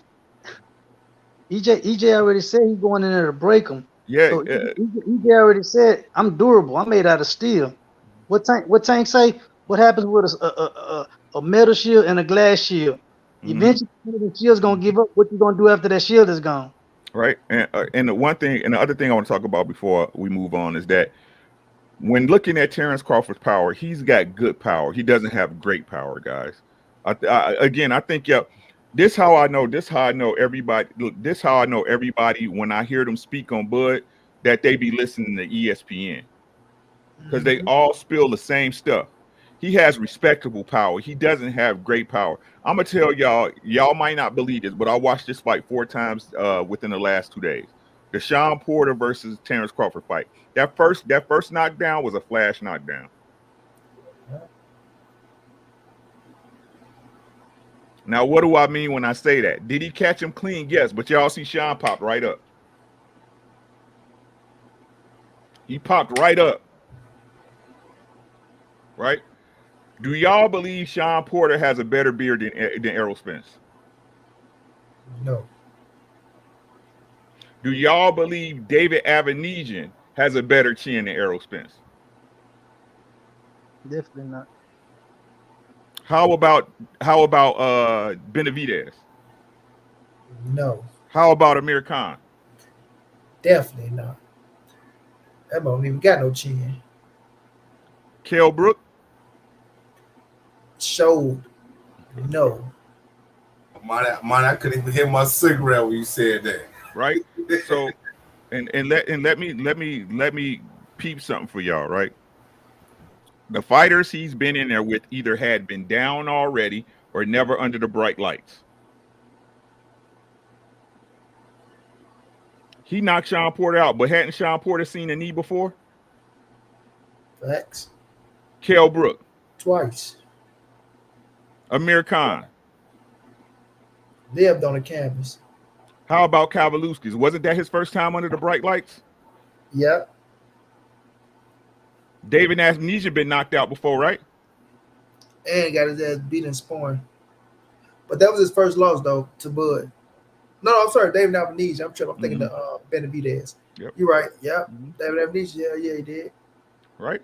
So again, man, this I'm telling y'all, it's not good. This fight, and hey, this fight ain't gonna be what y'all think it's gonna be. And what's your opinion, Rick, on him? Like what he just said. I don't know if you heard what he said. Yeah, I was listening. With the boy just refused to give Errol Spence the respect, saying he's a good fighter, not a great fighter. Yeah, it's like I said, that's what they got to do to hype themselves. Yeah, they got to do that to give it a good. Like they know what they're in there with. You know what I mean? And I got my feelings on how this thing is being presented, right? So, for example, right, if we want to talk about the situation at hand, I'm sure he made it so he got to announce it first. Y'all know Bud announced the fight first, right? Mm-hmm. Right. Right. He announced the fight first, right? I when Errol when Errol say there's a lot of things he had to give up for this fight to happen, I believe him. I believe him too. Not only that, you heard what he said. He was being so difficult to fucking negotiate with. Like that boy was being so difficult to negotiate with, bro. At the end, you got to realize, Spence said he could. Hold on. So when I'm looking at the situation of him being difficult to negotiate with, I could just see him right there, like, and Bomac being the number one cat in this era. Okay, now get the motherfucker for this. Okay, since you got that, now ask the motherfucker for this. If you really want to fight, let's see how bad the motherfucker really want to fight. Mm-hmm. So now get this up out of him. So now you got this. Now tell the motherfucker you want this. Like I can see them, bro, just sitting up there, just running off list to list and shit, and they feel like they won. And people was like, "Oh, why is Crawford smiling so much?" Because that's the games they play. Mm-hmm. Like you say, Rick, for them to feel like they got over or think they did something. Errol Spence, EJ, like, you know what? It's all good because I still know I'm gonna get this, and that. And once I he don't know what he finna get. And once I whoop his motherfucking ass, like I say, I really feel like this. Errol, I really feel Canelo and Errol go fight. Mm-hmm. I really feel like this. Like, you not my biggest money fight, bro. Right. Like, I'm gonna get this out the way. I'm gonna whoop your ass. That's gonna look good on my resume. Give me that undisputed. I'm gonna go up. I'm gonna do my thing, and I'm gonna make my real money with Canelo. Makes feel sense. me? So it's like, come on, bring your ass on. You just gonna be a stepping stone. I'm giving this to the people. Like Earl didn't like the fact of how the reaction he got from the people when the fight fell off for Terence Crawford. Mm-hmm. You know what I'm saying? And I feel you, Rick, because Earl know, like, man, I know I can beat the shit out of this dude. I know it. Like he's not on my level. Like I said, when we seen him up there size by size, you see Terence Crawford smiling and shit, but in the back of his head, he know, bro. He know. So I'm gonna see what they bring to that motherfucking ring July 29th. Because once the going get tough, Bomac ain't gonna know what to say to get that boy out of that shit. Right. We seen it. Yeah, we seen it before. Yeah. Yeah, man. The 29th can't. Hey, man, we already at the 22nd, man. Hey, July can't get here fast enough, my boy. Yeah. You know what I'm saying? And it seemed like PBC putting together some hell of a cards, man.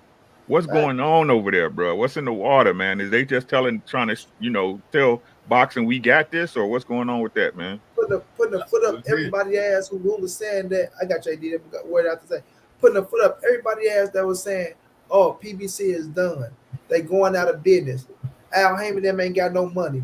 Oh, Showtime is washed up." You know what I'm saying? And it's like, okay, y'all really think that? Watch this motherfucking 2023 and watch this magic that come alive with this shit. And now look, they got every big name over that motherfucker that you could think of. When you say the biggest names in boxing, Canelo, Tank, Errol, Wilder, right? Then the young guns that's up and coming.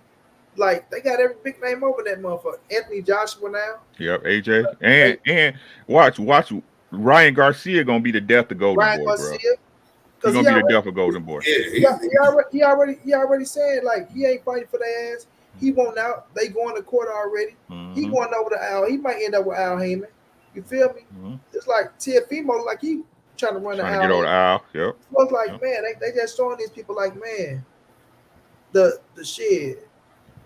This word was always said. And when I had Richard Schaefer on this motherfucker, Richard already said, I was trying to get Canelo over there, right? Mm-hmm. But Canelo just decided to stay loyal to Oscar De La Hoya. Richard said, I was trying to take every motherfucker over there to Al. Him and Al got a great relationship. Mm-hmm. He like, but Canelo just stayed loyal. But he said, now they see. You know what I'm saying? So everybody know that's the word they supposed to go, bro. That's what a real business is there for you to get your bridging. Yeah. Crazy. One thing on the EJ Bud thing, what you was talking about earlier, money. I just wish that Bud would just stop that trying to, keep trying to downgrade EJ. EJ, you gotta be able to tell exactly how great your opponent is, because if you pull up a win, that makes your win that much better. You know what I'm saying? Because you're giving him all his compliments. You're saying how great he is. So if you go in there and beat this great fighter instead of calling him a good, you downplaying him. So you go in there like, okay, like you trying to belittle the dude. But one thing that I want to say about Bud is, Bud already climbed his ladder. He's at the top of the ladder now for him because he's already started. He climbed his divisions. You know what I'm saying? He came undisputed. Earl is at the point where he's ready to start climbing his ladder. He's tired of 147. So he's ready to go and knock Bud out the way so he can start his climb now. See what I'm saying? Bud, you at the top of your ladder. You ain't going no higher. You can say 154 all you want. You're not going to go up to 154. You at the top of your ladder. Earl is ready to start his climb now. See what I'm saying? He ready to be done with 147. So he's finna start doing what you already did at the lower weight classes. That's what he's trying to move into now. He's trying to do the 154, the 160, the 168. You know what I'm saying? That's a fact. He just so happened you made it difficult that you that you want to sell his damn belt and start trying to. Bud is on his retirement plan now. He's trying to get the biggest paydays he can before he leave the sport because, like I said, he's at the top of his ladder. It ain't no higher for him. That's why he went out there trying to negotiate for the most he can try to get because he know if Errol Spence, when Errol Spence put that foot up his ass, they gonna feel like it was worth it. Jay Cooley, what's going down? Appreciate the super chat. We rolling his up July 29th. Break him. No doubt. Go ahead, AD. AD still got the little boy around. The boy playing the song. They go chop my live stream off because of AD. Go ahead. Speak shit.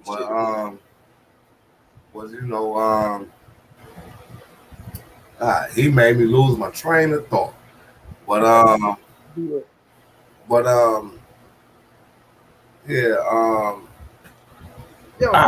Just come back to me. I'm gonna get it. I'm gonna get me one, Rick. Give me one, Rick. One time, Rick. I got you. Did you hear what I said?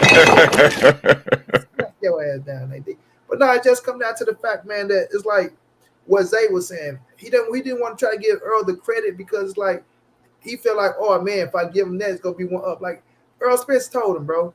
I'm realistic, bro. Like I'm not that naive. Like I live in the real world. You can sit over there with all that thinking you Floyd Mayweather shit all you want to, right? This gonna be the era of Terence Crawford. Nobody never mentioned the era of Terence Boy Crawford ever, bro.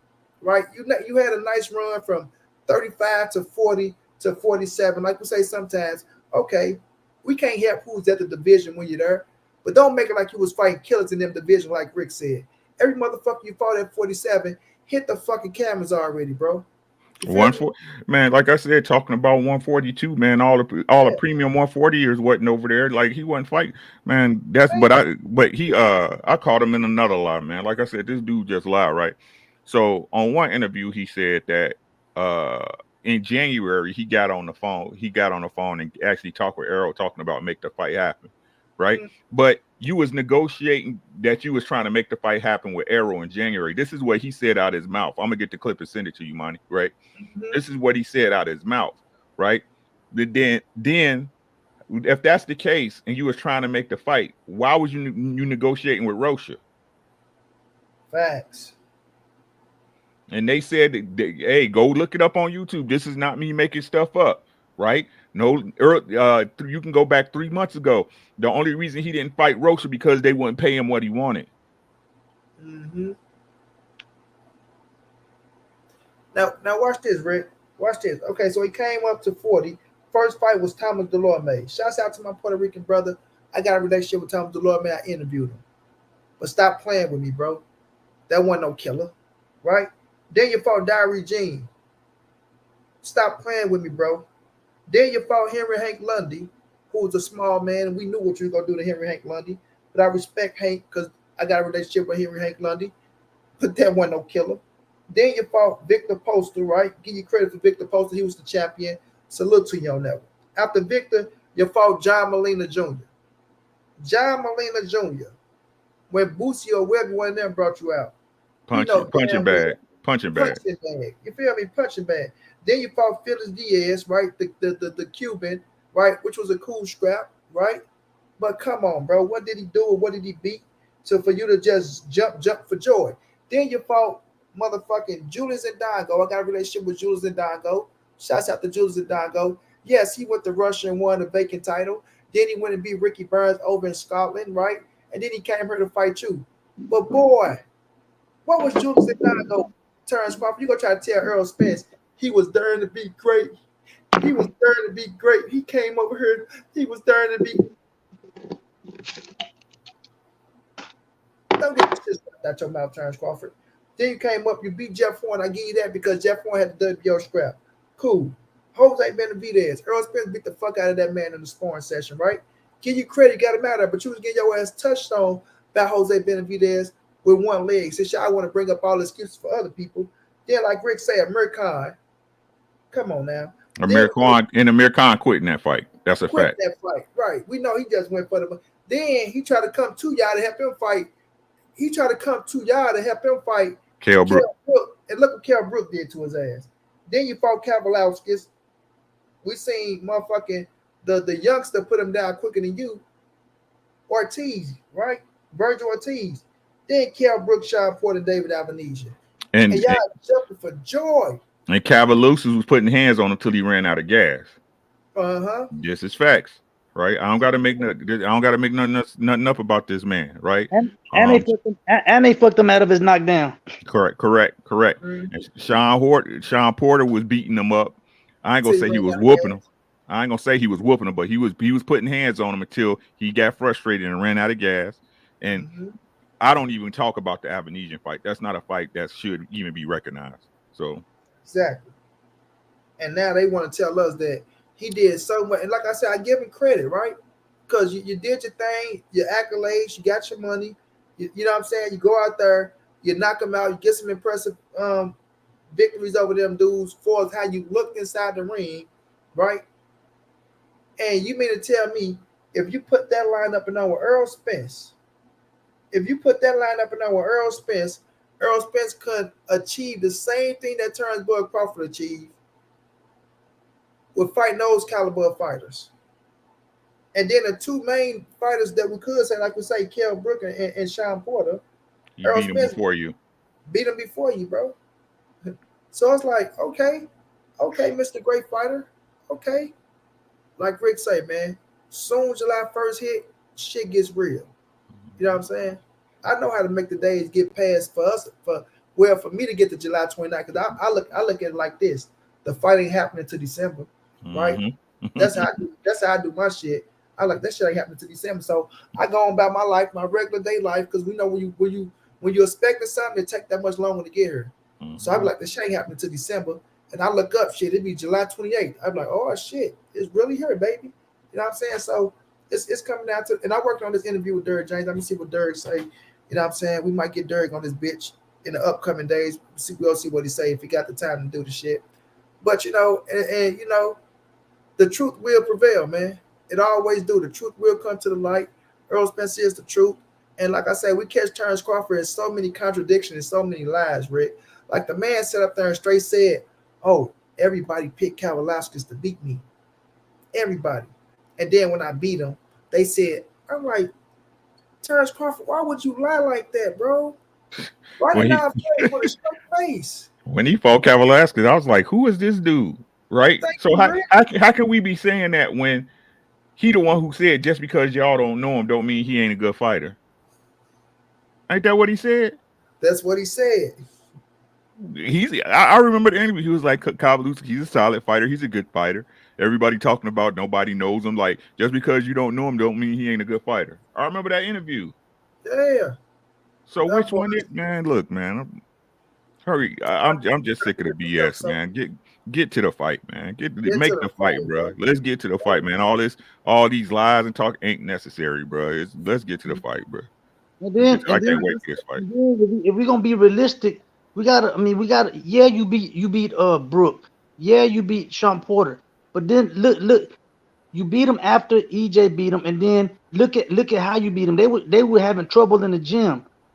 Brook was coming down from 154. His own trainer didn't want to train him. So how do you think his training camp went? Do you think they can say they had a great training camp, but when your own trainer don't want, he knows something ain't right with you. Sean Porter, his dad was telling him, you ain't doing what I'm telling you to do. His own father said he wasn't doing what he was supposed to be doing in training. And Sean, they trying to say that we trying to take away from him. Now we being truthful. Porter was 1 foot in, 1 foot out when he fought you. There you go. You know what I'm saying? So you have to be truthful about this. Yeah, we're not gonna take the wins from you because the wins are the wins, but you have to be truthful about how. Look at when in their careers you got the win, and look at where they were at in their careers when you fought them. Yeah, and that's I think When that's. DJ fought them, they were champions. They were at the top. I mean, like I hate the false paradigms. You know what I'm saying? Oh, I gotta edge him after you see how he beat Porter. Where don't fighters get older? Right? It's crazy to me how when it apply to every other fighter, right? What we say, Father Time's undefeated, right? Father Time don't make it to 12 rounds, right? But then y'all act like Kell Brook, who was older, had been through more wars or more fights, was the same Kell Brook that EJ faced. Y'all talk about Porter after he got beat by EJ, right? Told everybody that he really wanted to retire after the EJ fight, right? Yeah. And then his dad tell y'all, his trainer, right? Let's stop saying his dad. His trainer told us that he wasn't giving him what he needed in the gym. Mm-hmm. Right? And what you're trying to go into the fight saying he was ready to throw the fight. Shit, that shows the type of training you went through. When your coach goes into a fight saying he's gonna be ready to throw in the towel. Right, exactly. When your trainer goes in with that mentality, as the fighter, you already on the losing side of that. Man, Zay, that sums up so much, Zay. When your motherfucking trainer, like Rick say, we're gonna stop saying his motherfucking daddy and put it in the right perspective. His goddamn trainer. His trainer, the man that trained you from a fucking kid to now, right? Says that he's gonna throw the towel in because he already see what's going on with you. He know you ain't putting the work in, and he know what's to come, bro. He know it. He see it in your because you're acting weak-minded right now. Mm-hmm. Fuck all the bullshit. Oh, daddy, man, you know, I don't need to do this. Nah, you acting like a weak-ass motherfucker. That's what you're doing. Right. Do you want to win this fucking fight or not? You know what I'm saying? Mm-hmm. And like I said, this the contradictions, right? And this is me talking about supposedly Bud fans, right? So when Maurice Hooker lost his fight, right, with Bomac in the corner, when Bomac couldn't give him any instructions, everybody knew that fight was gonna be over, right? Right? Y'all remember? I can't remember who did Mo Hooker fight. What's the boy name? That was not Virgil Ortiz, was it? No, it's not Ortiz. The dude that Bud was trying to fight over there in Golden Boy. I can't remember his name. Rocha. Alexis Rocha. Right. When Rocha stopped him, right? When Bomac couldn't get that man, no instructions, no adjustment. Go out there and fight him. Right? We knew at that point that fight was over. Right? We knew at that point that fight was over. But when Kenny Porter telling Sean Porter in the ring, right, in the corner, right, you're not doing what I told you to do. Was it Cobbs? I don't believe it was Cobbs. Was it Cobbs? Let's see. I'll look it up. Hold on. Yeah, look at that, Rick. Cause I don't. It's either Cobbs or Rocha. I might be wrong. It was Cobbs. It was Cobbs. I got it was Cobbs. Kenny Porter betted on that fight. That's why he did that. Kenny Porter betted against Sean Porter because why not? We're not gonna put speculations to it though. It was Virgil Ortiz and it was Virgil Ortiz too. That's I remember it was Virgil. Virgil Ortiz. Virgil Ortiz. That's the fight I'm talking about. Yeah, I remember it was Virgil when he was telling that shit when they was going back and forth. Yeah. Yep. Virgil Ortiz. Yeah. My bad, y'all. With that fight with Sean Porter and Bud. Kenny ain't bet shit on that, man. Yes, he did. Man, he didn't bet shit on that fight, bro. Kenny I believe he did, but that's my belief. He did that shit on the that motherfucker was awesome. Like you said, he ain't put in the work, and he wanted to show Sean Porter because through that whole training camp, if I'm your daddy, and I'm gonna take that out too, but if I've been seeing you train the way we've been trained to get all the way up to this point, and we know Kenny with his power structure having ass, especially over his son, right? He know he owns Sean Porter through the whole career. I ain't gonna say own him now because now it look like Sean trying to stand. They probably still own his ass now. But doing that, he still want to show his ass like, okay, motherfucker, now I'm gonna throw this fucking towel in because I can do that, right? And that's why Sean Porter was looking like he was mad at first. Then he switched his whole tone up. My dad, my dad, he has the right to do that when he look in and he sees something that's going right with me. But after that, like Derrick James said, they ain't speak to each other for months on end until they came to one fight when somebody brought that shit up and they met at that fight and then they got to talking to each other, bro. So that was just the power structure of him showing Sean Porter that if you want to go out, I'm gonna end your fucking career. You ain't gonna end it. I'm gonna end it for you. Yeah, and the thing about it, you don't think he bet it? No, he put a bet. He bet it because he got paid twice. You know what I'm saying? That's you want it. I mean, if I'm looking at my fighter, and I'm knowing that my fighter is not training hard enough, and then if you look at the press conference, just like I had spoke with one of Bud fans, I said, man, Sean Porter did not. They talk about some Sean. I mean, Bud was doing this and that against Bud was doing this and that.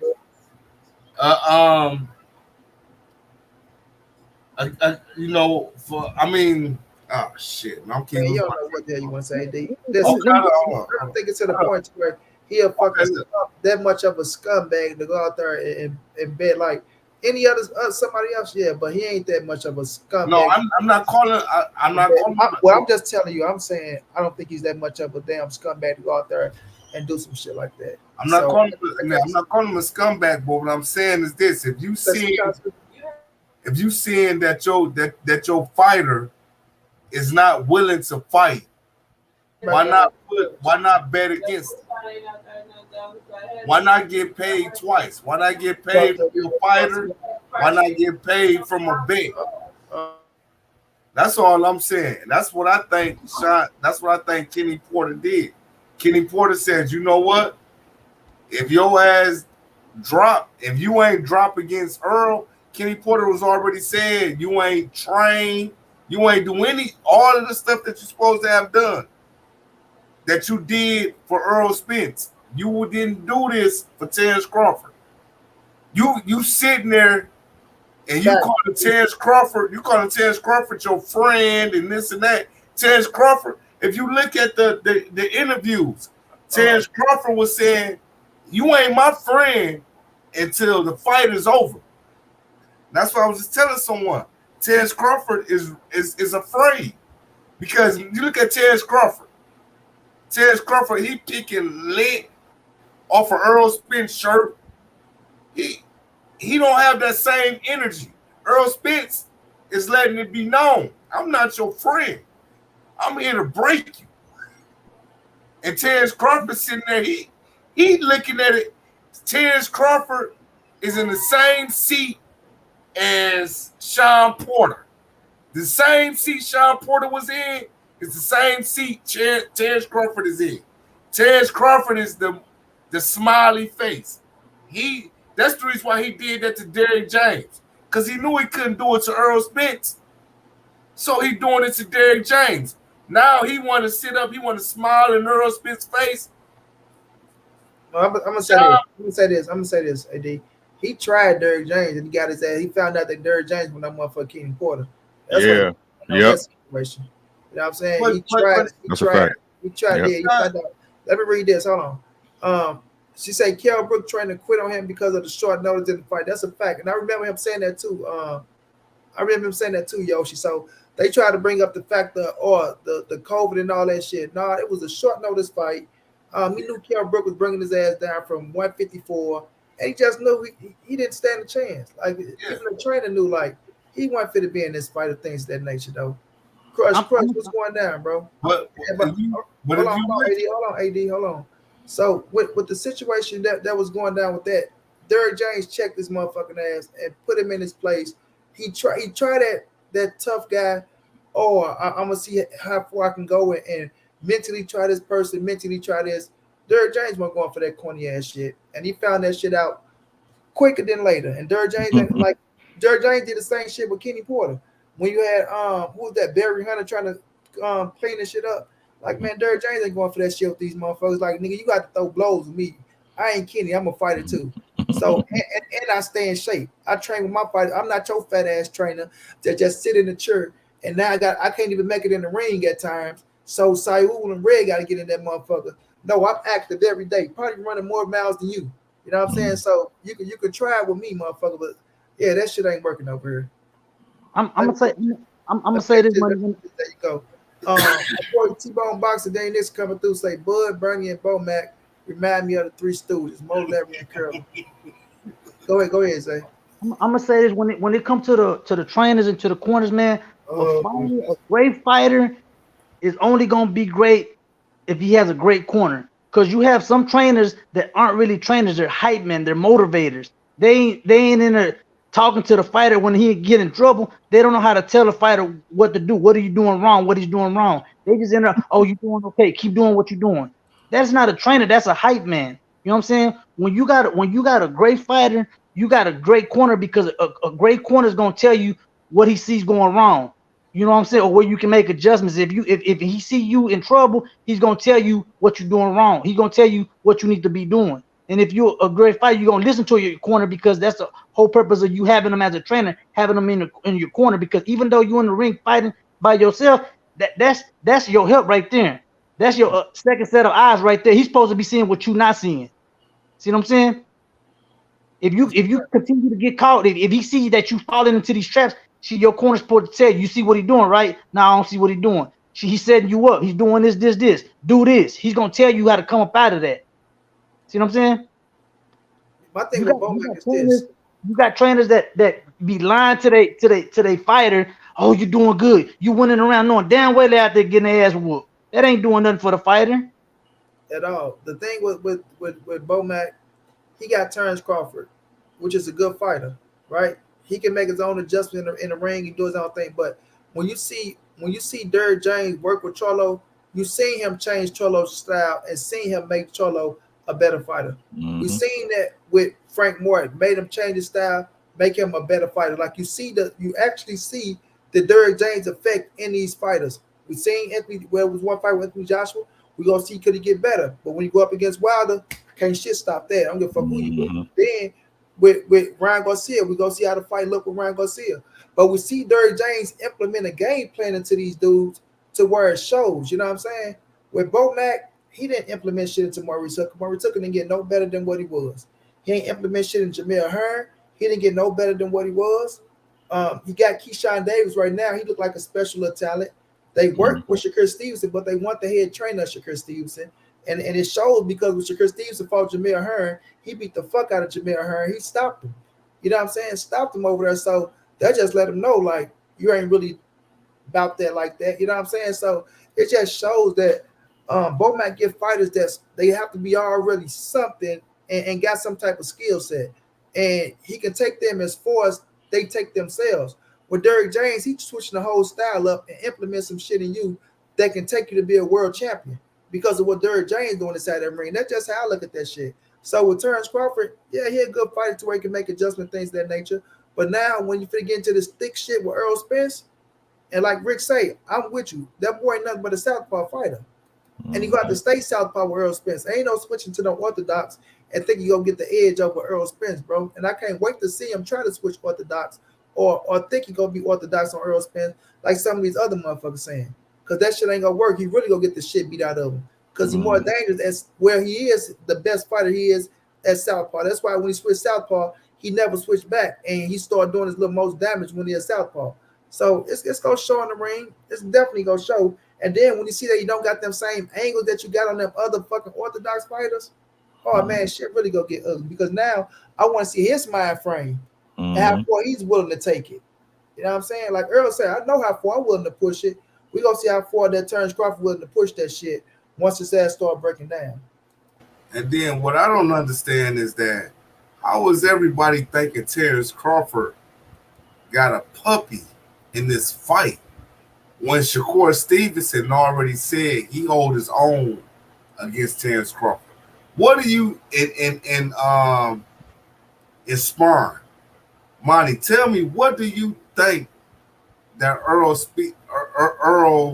I mean not Earl, but God damn, I done forgot the dude name. Stevenson, whatever his name is. What do you think he gonna do with Earl Spence in sparring?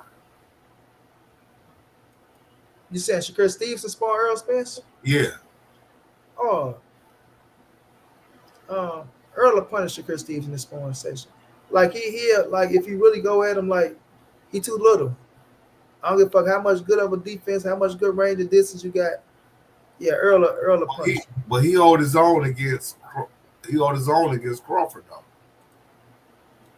So that's what get to me when people say that it's going to be a good fight. It's not. I mean, what's going to be a good fight for me? I can't speak on everybody. I can't. Some.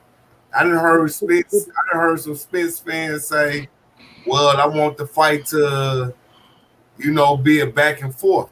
I don't want it to be back and forth. I want it to be a one-sided. I want it to be worse than Mikey Garcia. That's what I want, and that's what I know I'm gonna get. Even when the build up for Mikey Garcia, I was telling everybody it's gonna be a one-sided ass kicking, and that's what it was.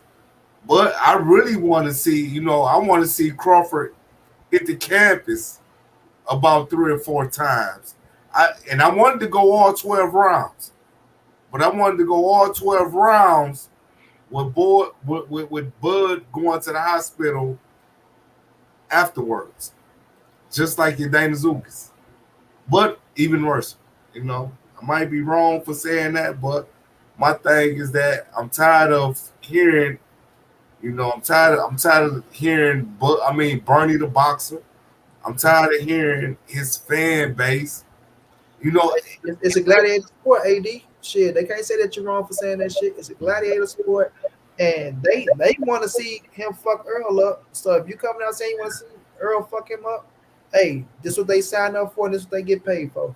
We know it's a possibility that shit can happen. So, I just don't think that Crawford's corner gonna be strong enough. I don't think Bomac gonna have the tools to be able to get Crawford out of that quicksand when he gets to that quicksand. When they get in that mud fight, Crawford has always had to pull himself out. But when they get in that quicksand, I don't think he's gonna have a corner to be able to get him up out of that quicksand. You know what I'm saying? Yeah. When he get hurt and he start getting in them dangerous waters, in them deep dangerous waters where Earl is getting stronger and stronger, I don't think Bomac gonna have a game plan to pull that boy out of there. You know what I'm saying? I agree. And that's what AD came in and say. And if he ain't gonna be willing to throw that towel, that boy, he just gonna let that boy drown up there. What is that, AD? What is that, AD? Better throw that towel in. They gonna kick his ass. And if it don't matter. You know what? I don't think it doesn't matter. Either way, if they don't throw it. Yeah, Bud and already did an interview said Bomac is like his daddy, and which is I say that they look alike. I say the damn daddy needs to be, take a test. That's just me. Because they kind of look alike. If you look at Bud, Bomac hanging around a little too hard. Bomac, I just don't think Bomac's smart enough to throw a towel in. Like if I see, right, I see a ref stoppage or just Bud going down and quitting. I think EJ want to make him quit. No, you know what? Hey, Rick, I don't want Bud to quit. I want Bud to. I want him to be a warrior like Ugas. I want, but I want the referee. I don't want the referee to intervene. I don't want anybody to intervene. Because the thing about it is this: it's going to be left up to Bud Crawford corner. And you either throw the towel. If you throw the towel in, man, you don't think Bernie the boxer and all of them, man, they gonna kick Bomac ass. They ain't got nothing to do with it. Right, they ain't got nothing to do with it. It does not matter. No, calm down, man. They not gonna do shit. Go ahead, Rick. I just like the way I see this. The only way I see they talking about he can outbox. I don't see that. If it goes 12, Bud's not winning. right? Right. Like I keep trying to tell y'all, expectation is everything in boxing, and he set up the expectation. It's just like Deontay Wilder. When he don't stop somebody, y'all say he lost. Mm-hmm. It don't matter who he with. Like Tank when he fought Gamboa and didn't stop him. What? Hey, he lost the fight. And Isaac Cruz. Oh, he lost the fight. Yeah. Right? Expectation plays a part in boxing, and he has set the expectation that he can stop everybody. That's one. Two, Facts.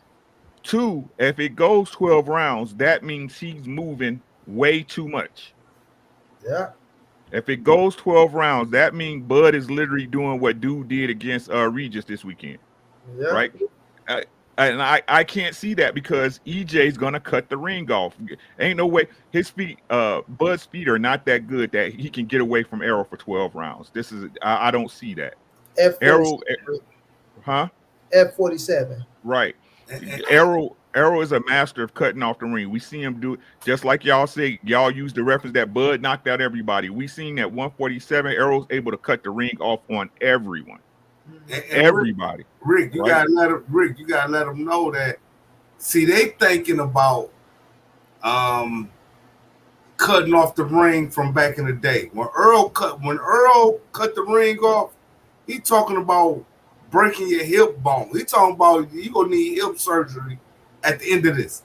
So, a lot of people get it twisted. A lot of people think that, when we say Errol gonna cut the ring off, he's gonna cut the ring off and you ain't gonna be able to move here. No, you ain't gonna be able to move for a minute afterwards. That's all I want to say. Yeah. Right. Because Errol gonna fuck them hips up. And I'm with you on that. I feel like when Errol Spence throw them body shots and shit like that, I do think he paralyzed your ass for a minute. Like, they think things for us. And Wookie Wook, what's going down, my brother? I see you in the building. Wookie Wook, that's my dog right there, man. When Earl in the ring, bro, and he's shooting them motherfucking body shots and he letting them bitches fly where they may. I remember Jamel Cholo saying one thing, and then I'm getting ready to wrap it up. Y'all get up out of here. I remember Jamel Cholo saying that shit like, boy, Earl got some sneaky shit. Like, Coach Dirk, why you ain't teach me how to throw that shot? And Dirk's like, motherfucker, that's something you can't teach. Like, you talking about teach you how to throw that shot. That ain't that's some shit Errol Spence got. I can't teach, you can't learn that shit. It's just certain shit that Earl do that he know how to break your ass down and get your ass there. And he forced your ass to fight. And once them punches get the word on your ass and you get the feeling that shit, because he ain't just hitting you on one side. I remember I was listening to the coach talk about that shit. And he said, Earl massage your ass. He touching you everywhere. So you ain't just, I got to worry about him catching me on the left. And you know what I'm saying? No, he hitting your ass on the left, the right. You trying to bag out, you catching your ass right in the center surplex. You feeling this shit everywhere to where you go be forced to sit your ass down and fight. And I agree with you, Rick. 12 rounds, because I always thought it could go 12. You feel me? But I know one thing. Terence Crawford ain't whooping no Errol Spence going backwards. You're not winning no fight going backwards. They just think, Bud can fight off the back foot. Bud ain't beating these dudes off no back foot, man. He ain't whooping nobody. That dude winning them fights going forward, trying to fight these dudes, trying to hurt them and get them up out of there. You know what I mean? This ain't no fucking 35 where you fighting at 35 and you can move in them little bitty ass. You know what I'm saying? Nah, boy, you at 47. Well, that shit gonna take a toll on you. You're not no fucking Mayweather, bro. You're not. You just not. So a lot of people look at him, they keep trying to compare this dude to Floyd Mayweather. Earl told you, you ain't no motherfucking Mayweather. You ain't Floyd. And in his head, he really think he Floyd Mayweather. And you go find that shit out July 29th. July 29th, the truth go speak to his ass. And I can't wait to see Bo Mac face, his face, and the face of these fans. And like I say, I'm sorry. There's going to be a fucked up birthday present for your mama. A fucked up birthday present. You're going to have to take her to Dubai or Aruba or send her somewhere else because that's going to be a sad night. A sad night. And especially if she had to sit in the hospital with your ass. You know what I mean? So it's coming, man. July 29th is coming, and the truth will be spoken. I just say y'all motherfucking excuses at the end of the day because we don't want to hear them at all. And man, you got to realize, man, she going to owe Earl that. Well, right now it's probably $20. Earl want that $10. You understand? Earl don't want that $10. Hold on. Man, he want that 10. Right. Earl want that 10. It's been going on 2 hours, my boy. I appreciate y'all for jumping on with your boy. I'm gonna get some last words up out of y'all though. We're gonna start with AD AD, so we can kick your ass off the panel. I'm out of here. My dog, AD, man. Go get last words, AD. What up, though, Money Brown? But my thing is, yeah, she's gonna have to cough up that $10, even though she ain't gonna want to. But you know, you got to get that up. It's gonna be a one-sided ass whooping. I'm gonna tell you that now. Me and my homeboy, we betted 1,000. You know what I'm saying? And yeah, he you know, we went half on the pay-per-view. It's gonna be at his crib. So I don't know how this shit gonna even play out. But it's a $1,000 bet. And like I told him, it's gonna be a one-sided ass whooping. Not only did I bet 1,000 that the Errol was gonna win, but I bet another 500. That's gonna be a one-sided ass whooping. And I already know it is, because I already know when you torment, when you fuck with a motherfucker for so long, a person that don't bother nobody. That's what they ain't understanding. Errol Spence ain't bothering y'all. When you bother a person who don't bother nobody and you fucks with them, they gonna fuck you up. They gonna fuck you up, man. And, you know, I'm a living testament, man. I'm a living testament to that shit. You know what I'm saying? I done been shot, I done been stabbed, and I done always came out on top. Because I don't fuck with nobody. You know. So I'm a living testament to that shit. And it's gonna be a one-sided ass whooping. So please, Money Brown, please, Rick, and please, my man, I don't know your name. Stop saying this gonna be a close fight, a good fight. It ain't gonna be none of that. Errol is upset. Just because he not saying it don't mean he ain't feeling it. He feels and sees and hears everything. And when he get in that ring with Crawford, he gonna fuck him up in that first round. But he gonna let loose. I mean, he gonna let go. Because he don't want, he gonna simmer. AD, wrap up your last words so we get up Okay. A whole motherfucking testament right now. Okay, Spence go simmer his ass whooping. He gonna let this shit last 12 rounds. And after the 12th round, he'll say, take that bitch to the hospital. And he gonna tell him, nigga, blame Bernie. And when Bernie lose his house, plus that 10,000, you gonna see, I want to see if he gonna come back with another video. Because Crawford ain't gonna pay for nothing. It ain't like Crawford gonna buy Bernie another house. AD, wrap it up. I'm wrapped up. I appreciate you for jumping on, my man. Salute to the chat, man. No doubt. My dog Rick, let me get your last words, big bro. God damn, that nigga can talk, boy. Yeah, nigga, be considerate when we say wrap it up. Man, wrap it up, B. Wrap it up. You know what I'm saying? Like, no, man. Like I said, this the fight I've been waiting for, man. It's the fight for all the marbles, man.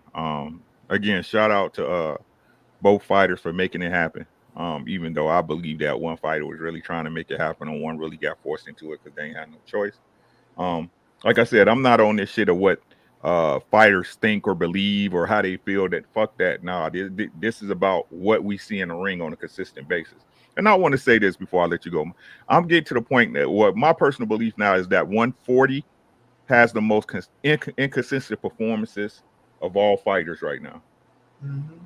I've never seen so many fighters having one performance that looks great. The next performance is shaky. The next performance, they look okay. The next performance, they look great. It's weird down there at 140. At 140, anybody can beat anybody on any given night. That's the way I'm feeling at 140 now. But as far as EJ and Bud, again, I think, like I said, I think right now, Bud, with putting on weight and muscle and trying to get big, the tune-up fight, because whether y'all want to believe it or not, that David Avenesian was a tune-up fight, right? He needed a tune-up fight before Errol, right? Bud is trying to get ready for Errol when Errol's been ready for Bud forever. Mm-hmm. He's been ready for Bud since he got his first strap. right? And like I said, man, y'all think it's bigger than y'all think it's going to be something. Everybody talking about there's going to be a war of old and remind. It's not going to be this fight. Not going to be what y'all think it is. I'm gonna keep saying that. There's going to be one of them fights. Y'all going to be like, damn, really, homie? That's what it's going to look like. Shout out to Monty. Make sure y'all hit the like button. Make sure y'all hit them up on PayPal, Cash App, or Venmo, and the super chats. I'm about to get back on my boxing shit. I got my schedule back right, so we're about to get back on some boxing shit over at my channel. So if y'all want to talk about the politics of boxing, why things happen and why they don't, check me out, Ricky Williams, #TWT. Appreciate you, Big Stepper. Y'all have a great one. I'll be able to work with you, no doubt, my brother. Yes, sir. No doubt. Man, my brother Zay. Let me get your last words, champ. I think we are gonna get a spectacular fight. You know what I'm saying? I'm expecting fireworks. I do believe we will be seeing Bud take his first knee in his career, you know, because he will be getting hurt. I think both fighters will be attacking the body strong in the early rounds. But if anything, I think Errol would be the one is gonna be the one that's going after to try and finish it. You know what I'm saying? So he can go on and put that exclamation point on it. In my heart, I feel that Bud is gonna be the one that's, you know, that try and make it to 12 round. He's gonna go out there and try and fight a fight to try and survive because it'll benefit him for a rematch. It gives him a second payday. But I don't think Errol is gonna let him make it that far.